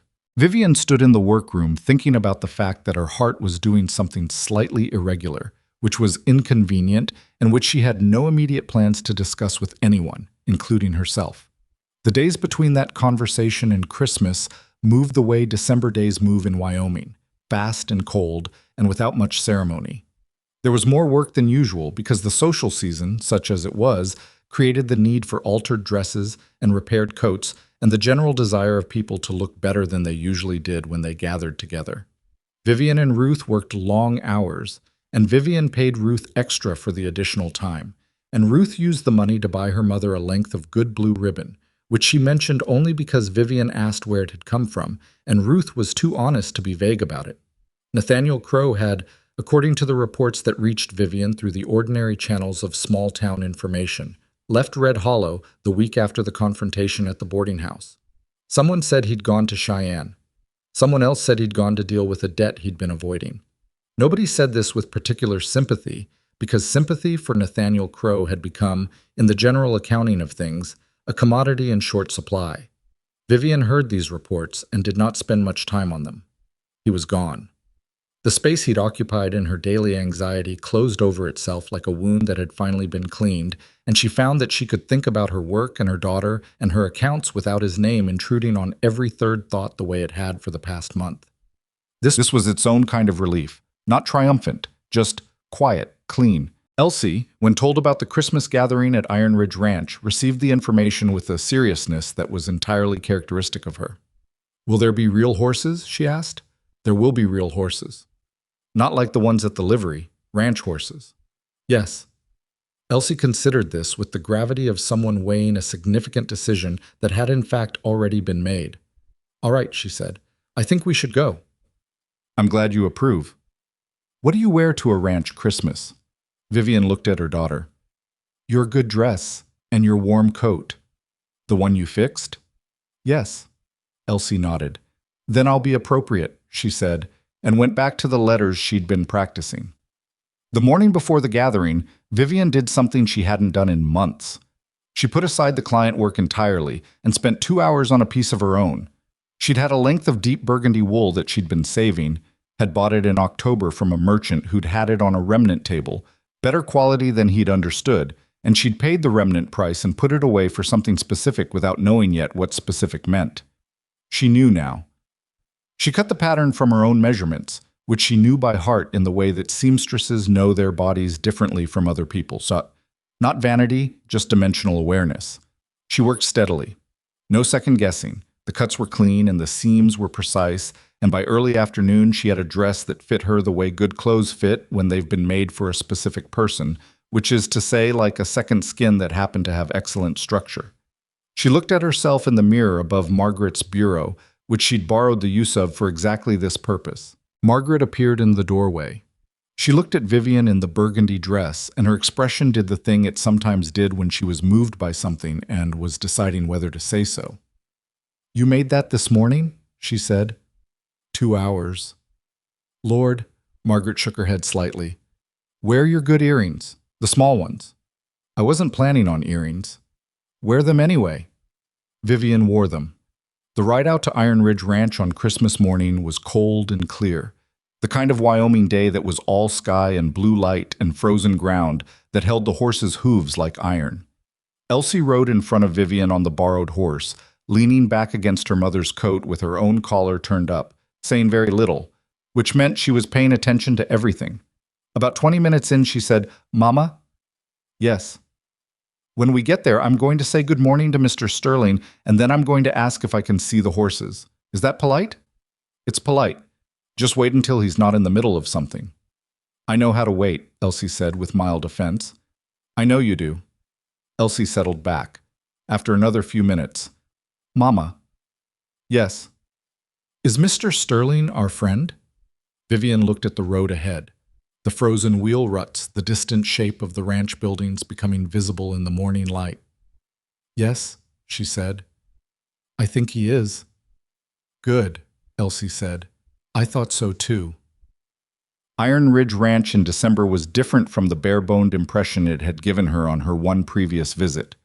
There were a dozen horses in the paddock that Elsie immediately noticed. Smoke came from the main house chimney and from the bunkhouse chimney. Three children were doing something energetic near the fence that involved a great deal of running and the occasional disputed judgment call, and their noise carried across the cold air in that particular bright register of children who have been given outdoor freedom. Caleb was at the fence when they rode in. He'd seen them coming. He helped Vivian down from the horse with a brief steadying hand that was there and then not there, the gesture of a man who is practical about these things without making them into anything. He looked at Elsie. "Horses are in the south paddock," he said. Elsie turned to look at her mother. "Go ahead," Vivian said. "Stay on this side of the fence." Elsie was already moving. She didn't run because she'd decided that running would be undignified, toward the paddock with the deliberate composure of a 5-year-old who was very excited and was managing it carefully. Caleb watched her go. Something moved across his face that Vivian had learned to recognize. Not a smile exactly, but what happened in the vicinity of a smile when a man has forgotten for a moment that he is someone who doesn't often smile. "She's been looking forward to this," Vivian said. "I could tell from the letters." She looked at him. "Letters?" He was quiet for half a second. "She wrote me a letter. Through Jim Holt. He runs things through the ranch on his way in sometimes." He paused. "She wanted to know the names of the horses." Vivian stared at him. "I wrote back," he said. "She has good handwriting for 5. 5.5, Vivian said automatically, and then felt something large and unwieldy happen in her chest. Her daughter had written this man a letter about horses, and he had written back, and neither of them had mentioned it to her. And she was standing in the cold Wyoming morning, feeling as if something had quietly rearranged itself in the world without asking her permission. "Come inside," Caleb said. "It's warm." The inside of the ranch house on Christmas morning was not what she'd expected. The previous visit had given her a house organized around one man's functional existence, ordered but bare, the home of someone who had stopped thinking of a house as something that could also be lived in rather than simply occupied. Someone, she suspected Caleb, with help from his housekeeper, a capable woman named Agnes who turned out to be small and gray and absolutely running the kitchen with the authority of a general, had made an effort.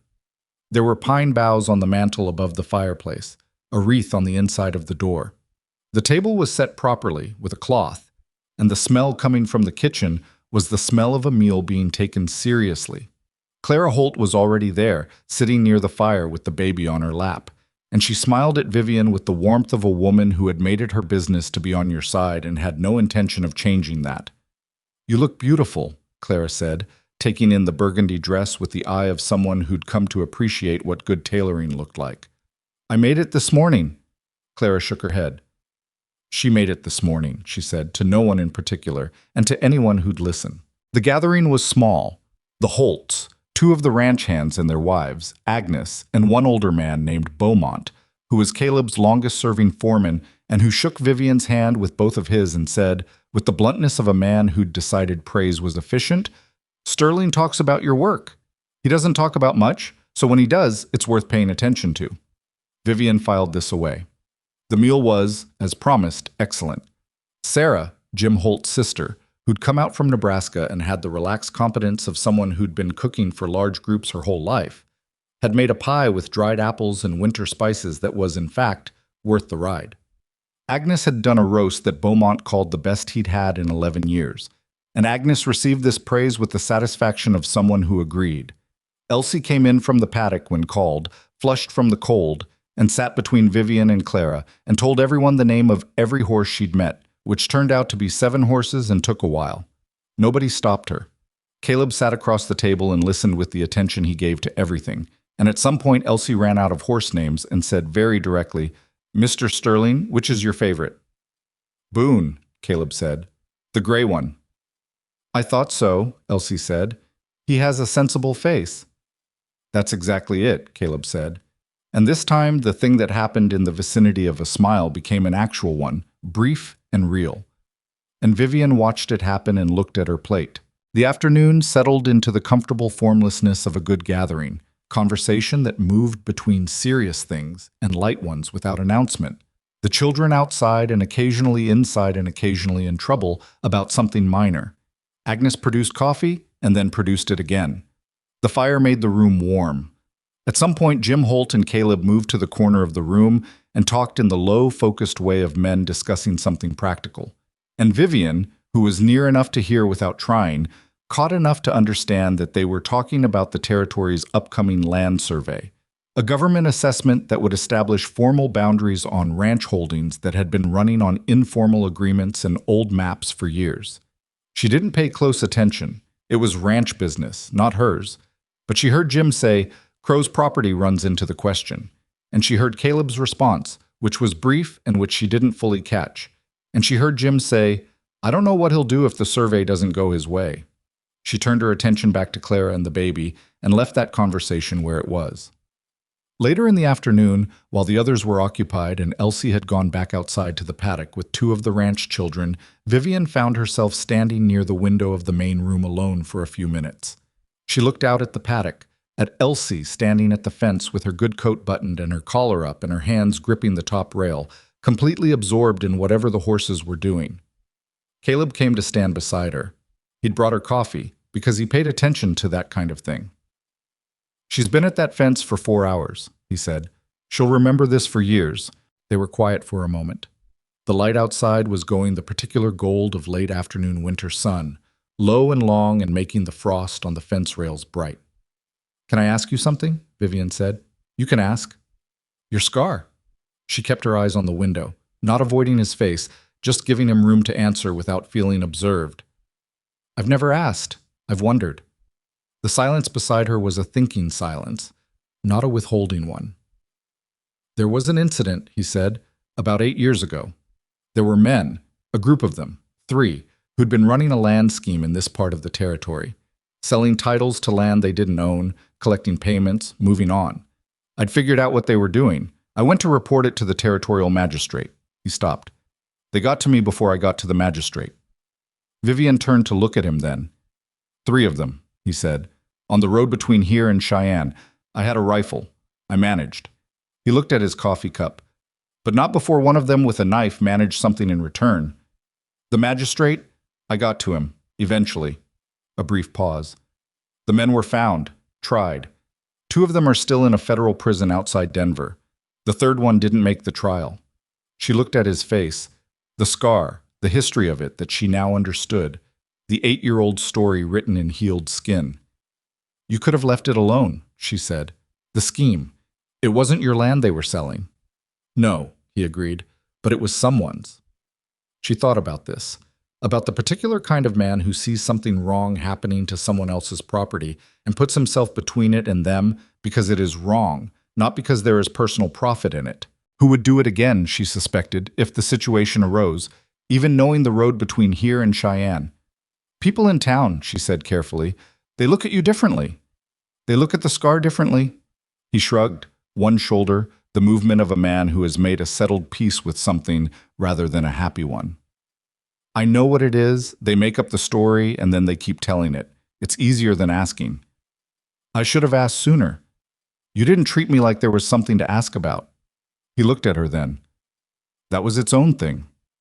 They stood at the window for another minute in the gold afternoon light, with the coffee going cold in their hands, and neither of them said anything else, and neither of them needed to. The gathering wound down at dusk. Children were collected, coats were buttoned, the practical logistics of people dispersing to their separate homes in the cold Wyoming dark were attended to. Agnes packed a portion of the remaining pie into cloth for Vivian to take. The child should have pie at home. It's Christmas. And refused to discuss it. Caleb helped Vivian get Elsie onto the horse. Elsie, who had been awake for 12 hours on Christmas excitement and cold air, was at the specific stage of exhaustion where children become very quiet and a little solemn, as if the day has used up all their usual noise. She looked at Caleb from the height of the horse. Thank you for the letter, she said, about the horses. Thank you for yours, he said. It had good detail. Elsie nodded, satisfied, and leaned back against her mother. Caleb looked up at Vivian. The last of the day's light was behind him, and his face was in shadow except for the edge of it, the jaw, the particular set of a man standing at the edge of something and knowing it. Get home safe, he said. We will. She paused. It was a good day, Caleb. He was quiet for a moment. Yes, he said. It was. She turned the horse toward the road. Behind her, she heard him standing there for a moment before moving, the small sounds of a man not immediately walking away. They rode home through the dark and the cold, and Elsie fell asleep between one thought and the next, her weight settling back against Vivian's chest, with the complete surrender of a child who has spent every last bit of herself on a good day and is done. Vivian rode with one arm around her daughter and the other hand on the reins, and thought about a man with a scar on his face who'd gotten it standing between a land scheme and the people it was hurting, and who had written a letter to a 5-year-old about the names of horses. She thought about the question Ruth had asked, "Are you and he?" and the answer she'd given, which was accurate as far as it went, and didn't go nearly as far as the truth. She was 31 years old, and she had come west believing she needed to be rescued, and had discovered instead that what she'd needed was to stop waiting for rescue and start building. She'd built. She had a workroom and a client list and an apprentice with quick hands, and a town that had watched her be dismissed on a platform in October and was now watching her be something else entirely. She had not needed rescue. But there was a difference, she was beginning to understand, between needing rescue and wanting company, between dependency and partnership, between the woman who'd stepped off the train looking for someone to save her and the woman who was now riding home through the Wyoming dark with her sleeping daughter, and the memory of a real smile on a scarred face that she was already storing somewhere careful. She was not going to do anything rash about it. That was not her nature. But she was going to stop pretending the question Ruth had asked was one she didn't have a partial answer to. The new year arrived with a blizzard that lasted 3 days and reduced all commerce in Red Hollow to essentials. Vivian used the time to catch up on the client work that always accumulated at the end of December, and to start a project she'd been planning, a collection of patterns adapted specifically for frontier conditions, women's garments that were practical and also well-made, because there was no reason the two things couldn't coexist. She'd watched women in Red Hollow making do with clothes that fit badly and wore out fast because nobody in the territory was making things designed for the specific demands of the life they were actually living. She was going to make those things. It was a bigger idea than the workroom on Clement Street could accommodate in its current form, and she knew it, and she let herself think about the larger version of it for the first time without pulling back from the edges the way she'd been doing. Ruth, when she came back after the blizzard broke, listened to the idea with the attentiveness of someone who recognizes a significant conversation when she's in one. "You'd need more space," she said. "Yes." "More stock, better inventory." "Yes." Ruth was quiet for a moment. "My cousin has a building on the next block. He uses it for storage, but he's been talking about selling it." Vivian looked up. "How big?" "Twice this room. Has a good window on the south wall." Ruth met her eyes. "He'd probably give you a fair price. He respects you." "Why?" Ruth seemed surprised by the question. "Because you gave me a job when my father told me I couldn't work, and the dress you made for his wife last month." She paused. "He said his wife wore it to the New Year's social and didn't take it off until midnight, and that was the first time in 5 years she'd danced every dance." Vivian considered this. "Set up a meeting," she said. In the second week of January, on a Wednesday when the temperature had climbed to something survivable, Caleb came through on his supply route and found Vivian at the table going over numbers with a concentration that told him she was in the middle of something important. He set a package on the edge of the table, good quality buttons he'd come across in Denver, pearl shell, the kind she'd mentioned once in passing being difficult to source in the territory, and waited. She looked up, then at the buttons, then back at him. "You were in Denver?" "Last week. Business." He looked at the papers. "What are you working on?" She told him about the building and the plan. She wasn't sure, as she was talking, why she told him. She hadn't told Margaret yet, hadn't told Ruth beyond the initial conversation. But she found that when Caleb was in the room, she had a tendency to say the actual thing she was thinking rather than the managed version of it, which was unusual for her and not entirely comfortable, but also not something she wanted to stop. He listened without interrupting, which was one of his most consistent qualities. When she finished, he said, "What are the numbers?" She told him those too. He looked at the paper she turned toward him. He had the focused look of a man who understood a balance sheet, which she'd expected. A ranch the size of his didn't run on good intentions. "You're short by about $40 for the first 3 months," he said. "I know. Your client volume will cover it by spring, assuming you keep the growth rate. I believe I will. He looked up from the paper. You have 3 months of accounts here. That's not an assumption, that's a projection. He looked at the numbers again. You should talk to Henderson at the bank.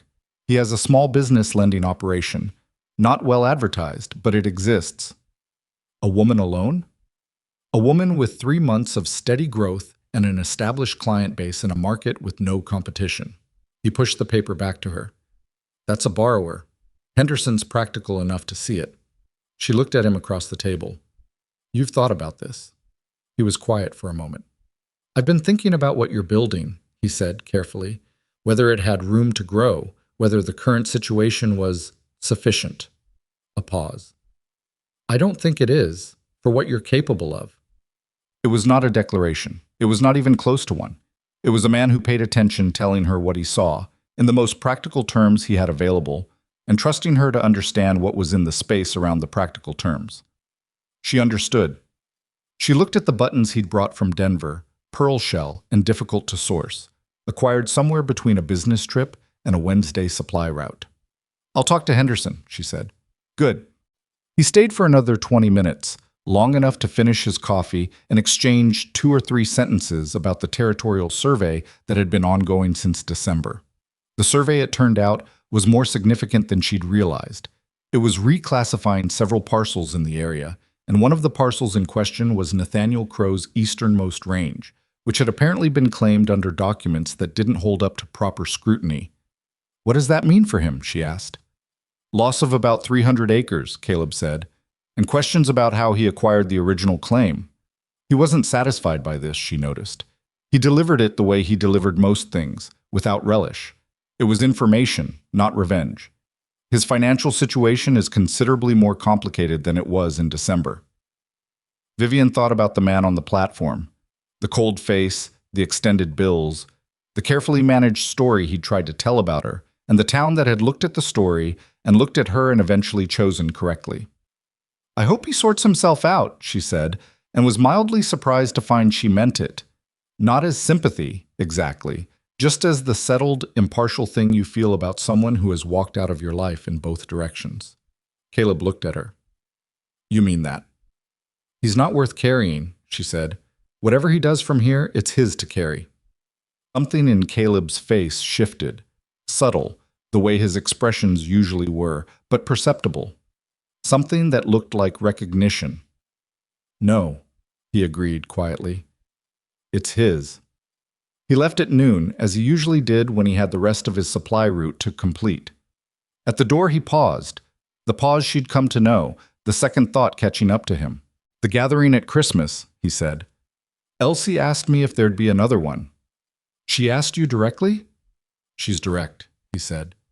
I told her the ranch has a spring gathering when the weather turns for the planting season. Vivian waited. I thought I'd extend the same invitation now, he said, rather than closer to the time, so there's no question of whether it's expected. She looked at him in the doorway, this man with the scar and the careful speech and the buttons from Denver and the letter he'd written to her daughter about horses. We'll be there, she said. He nodded. He left. And Vivian Hartwell stood in the workroom of the boarding house on Clement Street in Red Hollow, Wyoming, in January of 1880, and felt something she hadn't felt in long enough that she'd almost forgotten what to call it. Not rescued, not saved, not arrived at some destination by someone else's generosity. Just seen, known, in the partial way that two people know each other when they've been paying attention across the weeks and months of ordinary proximity. Known well enough that someone brought buttons from Denver on a Wednesday because they'd remembered a comment made once, in passing, about things that were hard to source. Known well enough that it meant something. She went back to the numbers on the table. The building on the next block, the lending conversation with Henderson, the pattern collection she was designing for women who needed clothes made for the life they were actually living. The things she was building, in the specific and concrete terms of a woman who had stopped waiting for rescue and started making something real. Outside the window, Red Hollow went about its January business in the cold. Inside, the treadle machine waited and the fabric waited, and Ruth would be in tomorrow morning with her quick hands and her ink-stained fingers. And the day after that would look a lot like today, except further along. This was the life she had built. She was not done building it. She picked up her pencil and went back to work. Henderson at the bank turned out to be a practical man in the way that certain bankers in frontier territories are practical. Not generous, not warm, but rational, which was ultimately more useful than either. He looked at Vivian's 3 months of accounts with the expression of a man doing arithmetic in his head, which he was. He asked 2 questions. He asked how she'd sourced her client base and what her projection was for the following 6 months. She answered both with the specificity of someone who had been keeping a careful ledger since the first week, which was the kind of answer a practical banker respects more than any amount of confidence or charm. He approved a loan of $60 at 4% over 8 months. It was not a large loan, it was enough. She signed the papers on a Thursday morning in late January, walked out of the bank into the cold, and stood on the main street of Red Hollow for a moment with the papers in her hand and the particular feeling of someone who has done something that cannot be undone, which is the feeling of commitment, and which is frightening and right in equal measure. She had the building by the end of February. Ruth's cousin was, as advertised, reasonable. The building on the next block had the south window, the space, and the slightly provisional smell of a place that had been used for storage and was not yet sure what it wanted to be. Vivian spent 1 weekend cleaning it herself. Margaret helped on Saturday, Ruth helped on Sunday, and Elsie was deployed in the specific capacity of someone who could reach into corners efficiently. And by Monday morning, it was hers in the practical sense that her hands had been on every surface of it. She moved the treadle machine herself, with help from Jim Holt's nephew, who was 17 and willing. She organized the stock, hung her tools, set up the cutting table in the light from the south window.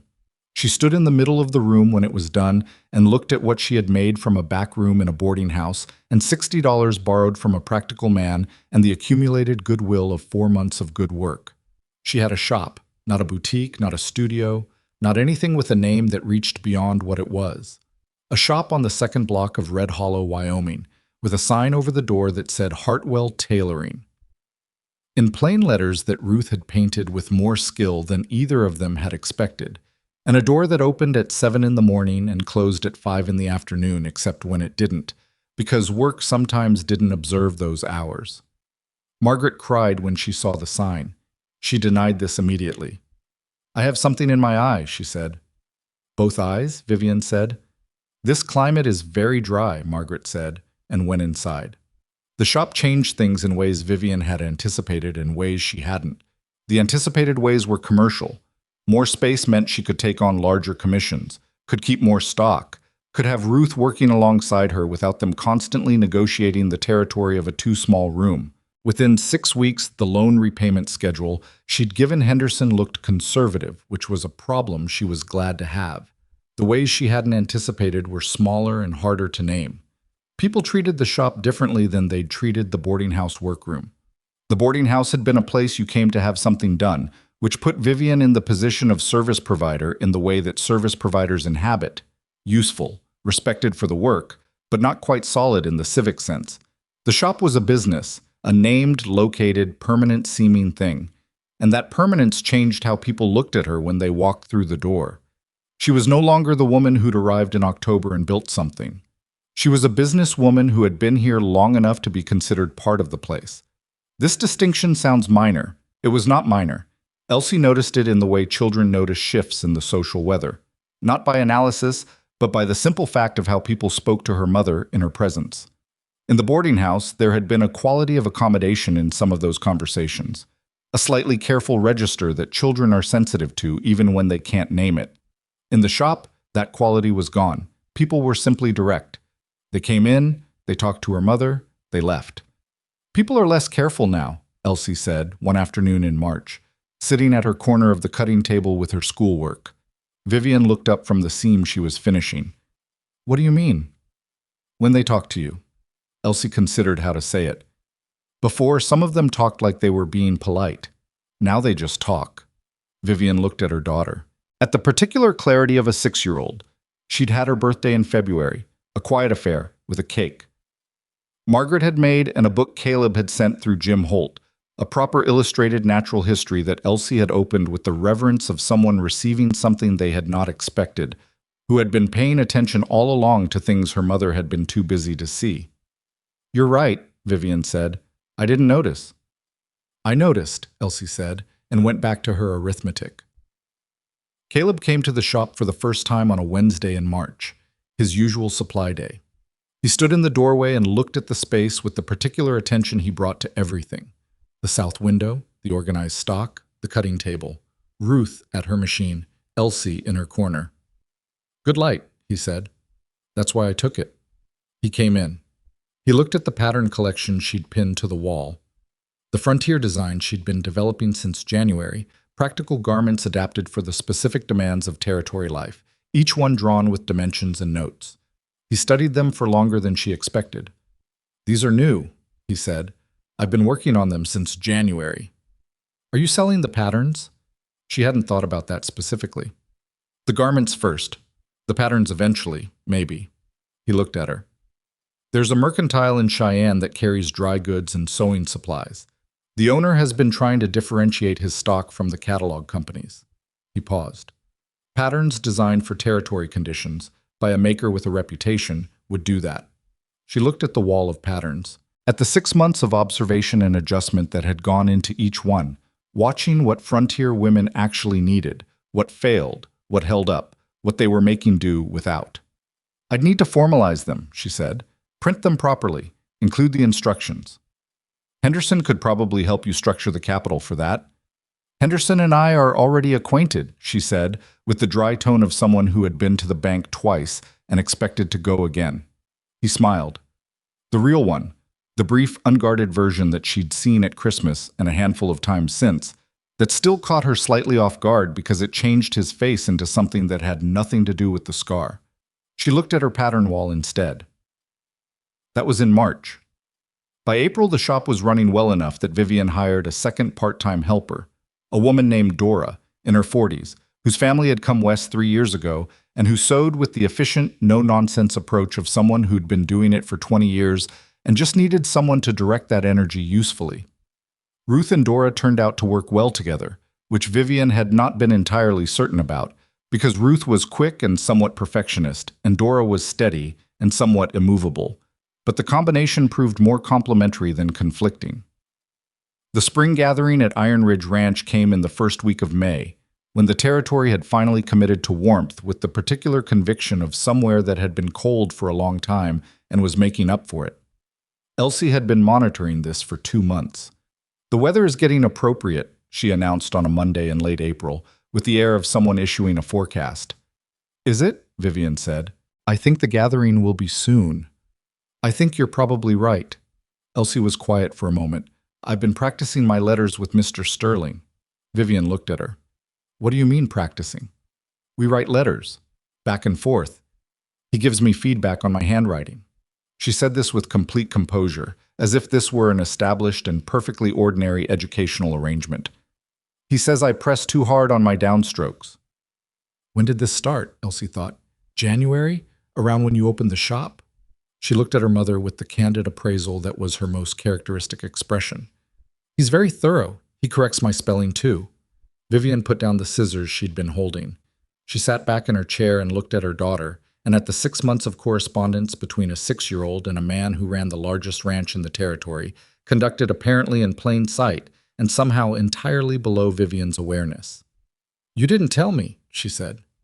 You didn't ask, Elsie said, reasonably. Also, you were busy. This was accurate on both counts. What do you write about? Vivian asked. Elsie considered. Horses, mostly, and books. And he tells me things about the territory, how the cattle graze in different seasons, why the grass looks different in spring than summer. Educational things. A pause.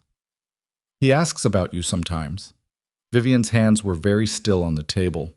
What does he ask? How the shop is going, whether you're sleeping enough. Elsie looked at her with the directness that had been her defining characteristic since she was old enough to form a sentence. I tell him the truth, that you work too much and you don't always eat lunch, and that you seem happy, which is different from before.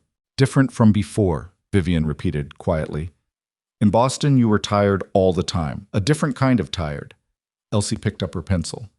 Here you're tired, but you're not sad. It's better. Vivian looked at her daughter for a long moment. At 6 years old, already keeping an accurate record of things, already corresponding with a man about the weather and the grass and whether Vivian was sleeping enough. "Elsie," she said. "Yes." "You are remarkable." Elsie received this with a brief, pleased nod. "I know," she said. "Mr. Sterling says so too." The spring gathering was larger than the Christmas one. The warmth brought people out in a way that December couldn't. Families who'd been inside for months, ranch hands with the loosened posture of people no longer fighting the cold, children running at full capacity across the yard in a state of pure seasonal release. There was music this time, a fiddle player from one of the neighboring ranches who set up on the porch and played with the cheerful imprecision of someone who was good enough to enjoy it. Vivian wore a dress she'd made in April, a deep green wool, lighter than the burgundy winter dress, but with the same structural confidence, the kind of thing that looked simple until you looked at it carefully and realized how much work simple required. Ruth had seen it finished and said nothing for a moment, and then said, "You should charge yourself for that." "It's mine," Vivian said. "That's why you should charge yourself, so you know what it's worth." Caleb met them at the fence again, as he had in December, and this time Elsie did not walk. She ran, in the full, unself-conscious sprint of a child who has been inside too long and is now where she wanted to be, toward the paddock and the horses. He watched her go and then looked at Vivian with an expression she'd come to know well enough to read, the attention, the steadiness, and something else beneath it that he was usually careful about. "She writes well," he said. "She tells me you've been corresponding since January." "I should have mentioned it." "Yes." She looked at him. "Why didn't you?" He was quiet for a moment. "I wasn't sure how you'd take it, whether it would seem like overstepping." She considered this. "Did it feel like overstepping when you were doing it?" "No," he said directly. "It felt like the right thing to do." She nodded slowly. "Then it wasn't overstepping." The afternoon went the good gatherings go. Not perfectly, not without the small frictions of people gathered together in close quarters. Beaumont and Jim Holt in a prolonged and spirited disagreement about cattle pricing that Agnes finally ended by putting a pie between them. Two of the children in brief but intense conflict about a game that resolved itself without adult intervention. The fiddle player taking 3 tries to get one particular tune right and then getting it so right that people stopped talking to listen. Vivian sat on the porch in the late afternoon with Clara Holt, both of them with coffee going slightly cold in their hands, watching the yard. "He's different this spring," Clara said, without specifying who she meant, which meant she didn't need to. Vivian followed her gaze to where Caleb was standing at the edge of the yard, talking with Jim, but positioned in that particular way of someone who is in one conversation and aware of another. "He seems the same to me," Vivian said. "That's because you can't see it from the outside." Clara sipped her coffee. "I've known Caleb Sterling for 5 years. He had the ranch, and the work, and Beaumont, and a perfectly ordered life with nothing in it that could be lost." She paused. "He's not as careful about that anymore." Vivian was quiet. "I'm not saying anything," Clara said. "I'm just observing." "You're saying a great deal," Vivian said. Clara smiled into her coffee. "Maybe." The gathering ended at dusk again, the same dispersal into the long Wyoming evening, the same business of coats and horses and children collected from whatever they'd gotten into. Elsie was retrieved from the paddock with a handful of horsehair she'd collected from the fence rails that she announced she was keeping for reasons she didn't fully explain. The yard was mostly empty. Agnes had gone inside. Beaumont and the hands had drifted toward the bunkhouse. Jim and Clara's wagon was rolling down the road toward the lower pasture and the route home. Vivian was tightening the girth on the borrowed horse when Caleb came to stand beside her. He took the strap from her hands, not because she couldn't manage it, but because his hands were there, and the strap was there, and it was the kind of small practical thing that happens between people who are comfortable with each other's proximity. He checked the girth and handed the reins back to her. Neither of them moved. Elsie was at the fence saying goodbye to the horses individually, which was going to take a few minutes. "I want to tell you something," Caleb said. She waited. I'm not practiced at this," he said. The careful speech, usually so precise, was working harder than usual. "I haven't had cause to be. The last 8 years have been the ranch, the work. I built walls. I know I did. It was easier than the alternative." "The alternative," she said, "caring about something that could be taken from you." He looked at his hands briefly. I had people I cared about, and I lost them, and I decided the problem was caring, which is the wrong lesson, but it was the one I had. She understood, with the clarity of someone who had learned a similar wrong lesson in a different form, exactly what he was describing. The particular logic of someone who has been hurt and constructs a rational explanation for why the hurt was inevitable, and therefore the solution is to stop leaving yourself open to it. She had done a version of this herself, in Boston. She'd stopped expecting help. She'd built the wall of self-sufficiency and called it strength, which it partly was and partly wasn't. "You've been tearing it down," she said. "The wall." "Trying." He looked at her. "It's slow work." "It is," she agreed. "I don't want to ask you for anything you're not ready to give," he said. "You've built something here that's yours. I know that matters. I know it matters more than I can fully understand because I didn't have to fight for it the way you did." He paused. "I'm not asking to take any of that. I'm not asking you to need me. I know you don't need me." "Caleb," she said, "I want to be in the same direction as your life," he said. "That's all. Not in front of it. Not saving it. Just alongside it. If that's something you'd want." The evening light was going, the first stars appearing in the dark blue above the tree line, the horses in the paddock moving into their nighttime settle. Somewhere near the fence, Elsie was telling a horse named Boone that she would come back in the summer. Vivian thought about the woman on the platform, about what that woman had been looking for. Someone to make the world safer, someone to put herself into the hands of, someone to take the weight. She thought about how long it had taken her to understand that the weight was not a problem to be handed off, but a thing you carried differently when you'd built the strength to carry it. She thought about everything she'd built, and how she'd built it, and how none of it had required her to be less than she was.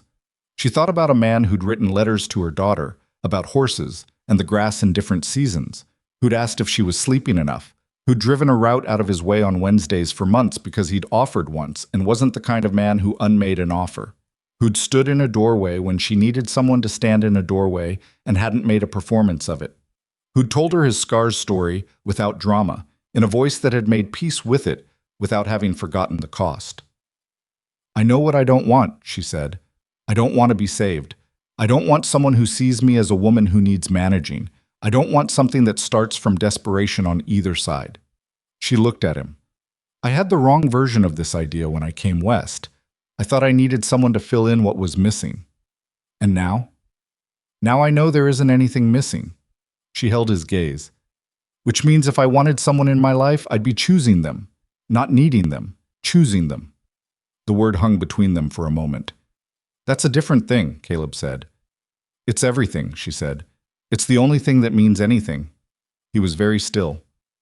"I'm choosing to be in the same direction as your life," she said. "If you want to know." He let out a breath that she understood had been held a long time. Not just this conversation, but longer. The particular exhale of someone who has been braced for a no for so long that a yes takes a moment to register. "I want to know," he said. They stood in the quiet evening with the horses and the first stars, and the sound of Elsie informing Boone that she expected him to be in good health until summer. And neither of them said anything else, because everything necessary had been said. That was in May. What followed was not a fairy tale. Vivian would have been suspicious of a fairy tale. What followed was two people learning the practical geography of each other's lives, where the edges were, where things could be flexible, and where they couldn't. All the small negotiations that don't get talked about because they're not dramatic enough to merit discussion, but are in fact the actual substance of building a shared life. There were Wednesday supply routes that stopped at the shop, which became expected. There were dinners at the ranch that became regular, Elsie always going directly to the paddock, and Vivian always letting her, because Elsie and the horses had a relationship that predated everything else and was entirely their own. There were evenings where Caleb sat in the corner of the shop while Vivian finished work, not talking much, both of them simply in the same room, which turned out to be something neither of them had realized they were missing until they had it. Beaumont told Jim Holt, who told Clara, who told Margaret, who told Vivian directly. "The old man says he hasn't seen Sterling look like that in 11 years. "Like what?" Vivian asked. "Like someone who has something to come home to," Margaret said. "His words." The pattern collection launched in August. Henderson helped with the capital, as Caleb had suggested, and the Mercantile in Cheyenne took 30 copies on consignment, and within 6 weeks had reordered twice. A dry goods dealer in Laramie came to the shop in September with a standing order. The patterns? Vivian's designs, adapted for frontier conditions, printed with clear instructions, and the dimensions that the women who bought them actually had, rather than the idealized ones that catalog companies assumed, moved steadily through the territory in the way that useful things move when they find the people who need them. Ruth ran the shop 2 days a week by herself now, with Dora beside her, and ran it well.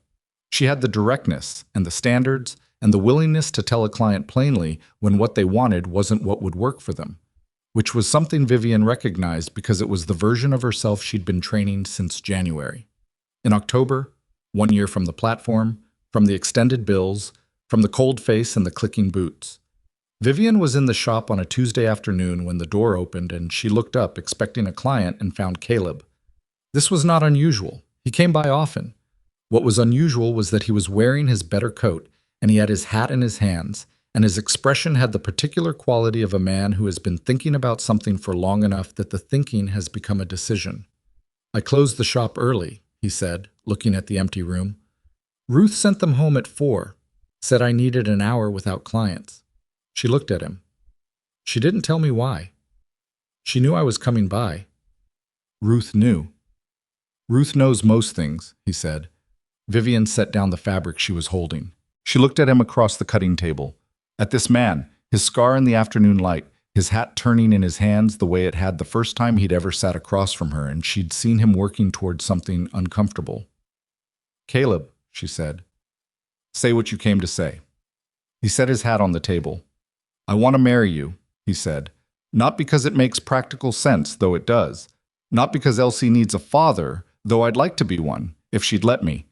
But because you are the most honest person I've ever been in a room with. And because the version of my life that has you in it is the only version I'm interested in living." He looked at her steadily. "That's it. That's everything." It was not an elaborate speech. It had no poetry in it. It was the exact words of a man who had thought about what he actually meant and then said it. She looked at him for a long moment, this man who had arrived in the periphery of her life on a Tuesday morning with a torn coat and stayed there with the quiet persistence of someone who didn't announce his intentions but didn't revise them either. "Yes," she said. He exhaled. "I have one condition," she said. He waited. "The shop stays mine. The business is mine. Whatever we build together, I need that to be understood from the start. Not as something you manage or support or absorb into the ranch, but as mine." "It's yours," he said without hesitation. "It was always yours. That's not a condition. That's just the truth." She looked at him. "Some men would argue with that." "Some men are idiots," he said. She laughed. It came out surprised, the way her laughs usually did when they were real, and he smiled at the sound of it. The real smile, the unguarded one, the one she still hadn't entirely gotten used to. Elsie, when told that evening, received the information with a seriousness that lasted approximately 4 seconds before she said, "Does this mean I can ride Boone?" "That's your question?" Vivian said. "I have other questions," Elsie said, "but that one first." They were married in November, quietly, with Margaret and the Holts and Agnes and Beaumont, and Ruth, with her ink-stained fingers standing in the front room of the boarding house that had been the beginning of everything. It was not a large ceremony. Neither of them wanted a large ceremony. What Vivian wanted, what she had, standing in the burgundy dress with the small pearl earrings and her daughter beside her, was the thing she had stopped believing in on a platform in October a year ago, and then built herself, and then chosen. Not rescue. Not safety purchased at the cost of herself. A partnership between two people who had both been knocked down by the world and had both, separately, decided to get back up. Who had found each other not in a moment of weakness, but in the middle of the building. When she was already a person who ran a shop and kept a ledger and had a plan for the pattern collection, when he was already a man who had decided that the walls were more expensive than what was outside them. That was the thing she wanted people to understand, if she could have said it out loud to anyone who asked. Not the romance of it, not the story of the woman who found love after hardship. The other thing, the more specific thing, that you don't find yourself by being saved. You find yourself in the doing, in the 4 days on a train with crackers wrapped in a handkerchief, in the needle that jumps on the downstroke, in the cold face and the extended bills and the next morning anyway. In the ledger you keep, and the loan you sign for, and the sign you hang above the door in plain letters. Vivian Hartwell. Vivian Sterling, now, though she kept Hartwell on the shop sign because it was the name she'd built it under, and names mean what you've done with them, had come west looking for a man to complete a life that felt incomplete. What she had found was that the incompleteness was the wrong diagnosis. The life didn't need completing. It needed building. And she had built it, and it was real, and it was hers, and she had chosen, freely, from a position of fullness rather than need, to share it. That was not a small thing. Outside the window of the boarding house, Red Hollow went on in its ordinary way, and the winter came in its ordinary way, and the territory went on being large and cold and completely indifferent to whether any particular person made it or not. But inside, in a front room with pine boughs on the mantel, and Margaret trying not to cry, and Elsie already planning her summer writing schedule, a woman who had once stood on a platform with $12 and a 5-year-old, and no plan stood in the life she had made. She had built it from nothing. She had earned every inch of it. And that, more than the love, more than the partnership, more than the shop, and the pattern collection and the name on the door, was the thing she would carry with her for the rest of her life. The knowledge that she had done it herself, and that she was therefore the kind of woman worth choosing.